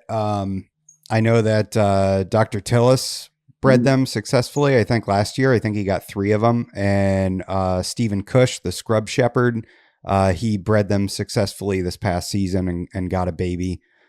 So it wasn't the numbers I think he was looking for, but he still, you know, he did it. He got it. No, that's great. They're so cool too. They have a lot of variation in their pattern too. So that I think that's Kush thinks that those are going to be like the next big thing in scrub pythons, that they will, like, once they really start taking off with captive breeding, that they're going to be like the go-to scrub python because of the size and the variation in color and everything. Yeah, so I could see that. Yeah, I'd like to. I don't know. I just got a Macklot's python, and I'm going to be getting a female. I've got their Timor Island locality from Dennis McNamara, and yeah, they're so cool. They're so snappy. It's hilarious. I used to have those years and years ago. Mine were wild caught ones, and they certainly were very bitey, but also real easy to work. I mean, like they were very predictable and not. Yeah, it was pretty simple working those guys. And I've seen plenty of people that have grown them up as pet snakes with captive bred ones that were really tame. So Yeah. if you work with them, I'm sure they'll be fine. Yeah, that's what I've heard. They're just, I mean, you know, and Dennis was like, they'd be the perfect pet snake if they weren't so snappy when they're babies. Cause they're, you know, they all get started. He said he's never had an issue getting them started when he hatches them out. They're very fecund. I mean, he's, you know, getting 17 eggs, you know, at a time. And your premise of them being the perfect pet snake, I mean, It's a perfect pet snake for a snake guy or somebody that, but at the end of the day, it's brown. Yeah, it is. Yeah. But it's speckly brown. Uh-huh. It's two different shades of brown. It is. It is. So if you could turn that into an albino that was like pink and yellow, it would be freaking awesome. And you could Yeah, I think sell oh yeah, thousands of them. the olives are albino now. Those are starting to come out. So just need to cross those into the Mac lots. And Oh God, don't say that out loud. I I don't I don't keep any hybrids. I don't particularly ever want to do that. And also I have seen some amazing hybrids and I don't really care what anybody does with their snakes as long as they represent it honestly. These guys that like I will tell you, to me, the conservation value of snakes in a glass box is zero. No matter Mm, what anybody says or thinks, nothing you are breeding today is ever going to be reintroduced to the wild. And it doesn't really fucking matter if it gets, mixed up. But I do think purity is important for the people that want to have pure snakes. And I think it's, if somebody is not honestly representing it or tracking it correctly, I got a huge problem with that. But, there's some gorgeous hybrids out there. there are. Yeah, they're definitely cool to look at. It's one of those things I do like looking at them, but I would never have one. Yeah, But I don't know. I've kind of softened on my stance on that, but I'm not. There's so many natural types that I would probably rather have, but God, there's so much of the stuff out there today where you could have something that you thought was pure, but then find out a decade later, oh, these are from different parts of the range, and now we think they're different species. So are you now keeping hybrids? yeah. No. I guess actually I am going to be getting a chondro pretty soon, and I'm pretty sure it's technically a hybrid. I think that's insane to me how that has been broken up. But I mean, from what I remember, and I didn't do a deep dive into this, but it is all molecular, right? Like is there any morphological difference? Oh, I don't know. I'm the wrong guy to ask. You that like again, I think that would be that would be a great question for Ryan Young or Nick Mutton, who's like he really Yeah, has a great understanding on all this stuff. yeah. I mean, I don't know. It's the whole idea of what's a species changes so much over the year. And if we have four different quote chondros now, and the only way you can tell them apart is you need to know where they were collected, are they really different? Yeah. But oh well, Yeah. Well, different. and I mean that's like the having the Argentine boas. Like those those should be their own species. They shouldn't be a subspecies of boa constrictor. They're so different. I mean, they've got this fat stubby tail. They're just a different animal. So I mean, you say that, but how do you know what the boas look like between Colombia and Argentina? It's a great question. If it's a slow transition, then that probably indicates a species or species complex, or it's, like you have these transitional stages. And, if it goes from red tail boas in Brazil to there is no zone of integration and it is, wow, that's a like night and day difference, then yeah, it's probably a legit species versus a species complex. And I don't know, things get very interesting and challenging when you have things with huge ranges like that. Yeah. Well, I only regurgitate that bit of information because I asked Dr. Warren Booth and he said, yes, they should be their own species. I think from what I know, that's probably the case. But the question is, where in the middle does that change? Yeah. The integrate zone. Yeah, or they may not have one. I don't know. I mean, Yeah. it's an area where there have been very few specimens shipped for many, many years. Yeah. The original Argentines came in the 70s. Probably some smuggled stuff after that. You've got Amarilli that comes out of Bolivia, or did, Amarilli out of southern Brazil, but I don't know, like, there's probably biologists that work in that area that could answer that, but all we've ever seen in the hobby are these real distinct versions. But also when people are collecting, they're always trying to, I go back to when there was a lot more wild collected stuff. For the most part, people are trying to find this stuff that matches what we expect to get. So if you had Yeah. these ones that are in the middle, somebody's going to look at it and be like, I don't know what the hell it is. What do we, just leave it, go get it, find a different one. Yeah. Yeah, it's true. That'd be, I mean, that'd be a good question for Eugene Bissett. I mean, he worked a lot with Argentines back in the day, right? Yeah, Gene will just get rambling on about snakes and God and never actually answer your question. But I need to get him on. uh, if you let him, he'll go a lot longer than I will, and we're about to hit 3 hours. So. Perfect. Well, this is nothing. I've done a 4 hour and 50-minute podcast. Oh, good God. Just talking about lighting. I should probably watch that one because I am so like there's so much shit on the market today that we never had. I feel kind of lost when I'm looking at it, and I understand more or less most of the principles behind it, but holy shit, does it change pretty dramatically, like month to month. Yeah. Yeah, it's very trendy. Very trendy with the lighting that's going on out there. Yeah, yeah. I do know for a fact I can breed the shit out of giant day geckos without ever seeing full spectrum lighting. They're freaking leopard geckos that stick to glass, and they can get everything they need from their diet. Wow. The yeah, you mentioned about like the Argentines coming in. I have a big girl. She's like probably 6.5 feet, and then I've got a pair that are fortune line, and they were smuggled into the country to, I think, to California from Argentina, and they were confiscated and the people were, taken away. And those animals that were smuggled in went to the zoo that Edgar Fortune worked at, and he reproduced them. And so that introduced some newer blood. I think they're like, I want to say F3 or F4. Interesting.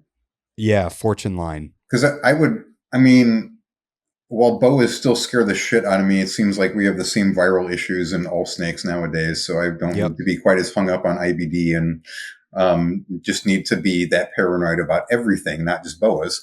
But Exactly. I bred Argentines back at the Gourmet Rodent, and they were so different than everything I see on the market now. And you probably look at a lot more of what's available than I do, but I see so much stuff. And Bob Guerriere is an old friend, and he has amazing snakes, but he has bred the complete opposite direction in terms of color from what I like in Argentines.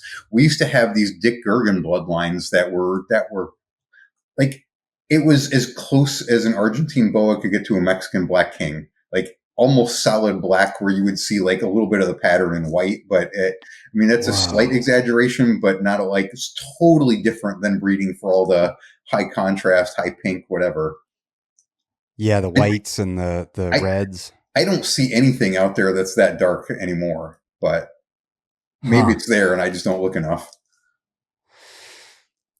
That's super cool. Now, let me ask you. So I've heard that they're kind of, I think, I don't know why, but like the environment that the diamond pythons, where they come from, that is really what attracts me to them, is the fact that they go through these really big temperature swings. And the Argentines, Occidentalists, they seem to be kind of similar. They go through a really hot summer and then a very temperate, cool winter where the temperatures really drop down. Yeah, I remember we used to wheel those cages into the colubrid room because nothing else was getting cold enough, and we needed to drop that room into the 50s. No shit. So that's how you got them to breed? Mm-hmm. Wow. That was the easiest boa. I'm not a boa breeder, and I know Bob would probably argue with me because there's when you're doing this over generations and decades and whatnot. But as far as as far as breeding boas, I thought Argentines were about the simplest one in in general. There's pretty much a pretty straightforward formula for those guys, which is treat them like a temperate colubrid. Get them cold in the wintertime, warm them up in the spring. Wow. So that temperature drop's going to be crucial, it seems. Yes, yeah, for sure. You know, the more generations we get away from wild, it might not be as critical. Like that, you might still get babies if they don't get that cold. But you know, back then we were working with F1 stuff. It's what we knew. It's what worked. I feel kind of dumb for not remembering this, and I can't remember if we paired them up when they were cold or when we warmed them up in the spring. But they definitely had the same thermal cycling. Wow. Interesting. So, and Brettles would fit into that category as well. I think so. Yeah. Honestly, I'm kind of at the point where I'm like, I think my Timors are about the only thing that I don't need to or want to get cold in the wintertime. Yeah. Yeah. They need I mean, more I know they just still need food cycling. some cycling, but I don't like. I actually had them dropped quite a bit a couple years ago, but and they seemed okay with it. But that was kind of, I was sort of forced into that by where what I had available to keep them. Like they had to be in the garage. But so they seem relatively tolerant, but I don't know that it's necessary for sure. You mentioned your Timors being in 4x2x2s. You could always take a hole saw and drill and make a hole from one cage to the other. Owen does this from NPR, and just put a PVC pipe and a cap on each side and keep them separated until you want to introduce them, and then take the caps off, and they have that bridge to cross. Yeah. And now if they want to get away from one another, they can do that. If they want to be together, then they can do that too. Yeah, that's not a bad idea. And now you have an 8x2x2 technically once that bridge is open. Yeah. Although I don't know. I'd like to get their standard caging a little bit bigger. I'd like to get more height. Yeah, for sure. They like going up. Yeah. They love it. I mean, even like these little branches here, they still go up in them, and hang out up there. I just take stainless steel lag screws and I screw the wood into the side. Most of this stuff I think I got from Elizabeth and them over there. Oh, okay. When they put it out at the Repticon. But yeah, man, if you want to breed your Timors this year, you better start feeding the snot out of them. It didn't like they're underweight, but yeah, you're probably right. I definitely do need to get the Brettles quite a bit heavier. Those I would love to get eggs from. Yeah, man. Yeah, that would be cool too. And again, that's another species that would do great outside. For sure. Yep. All right, man. Well, I see, and you were like, oh, how am I going to fill up an hour or two? Again, and I seriously feel I could have you back on and just talk about your time, reproducing animals. Cause, yeah, it's, we talked a lot about USARK, but I know you've got a lot kicking around up there about snakes. Yeah. It's been, my most of my reptile guys will give me a hard time. Friends, they'll give me a hard time about how I'm a fish guy now. Cause man, I was only at Gourmet Rodent for a decade. I only spent 10 years raising reptiles, and I'm now 16 years into the fish business. Although I'm now a year as a heaters and filters guy, or I don't know. Does that make me a tech bro or some shit like that? Since I work in ecom. Yeah, slinging fluvels. Yeah, all right, man. It's definitely a step up. Yeah. the working environment at Chewy is fantastic, and the comp is pretty good. So That's awesome.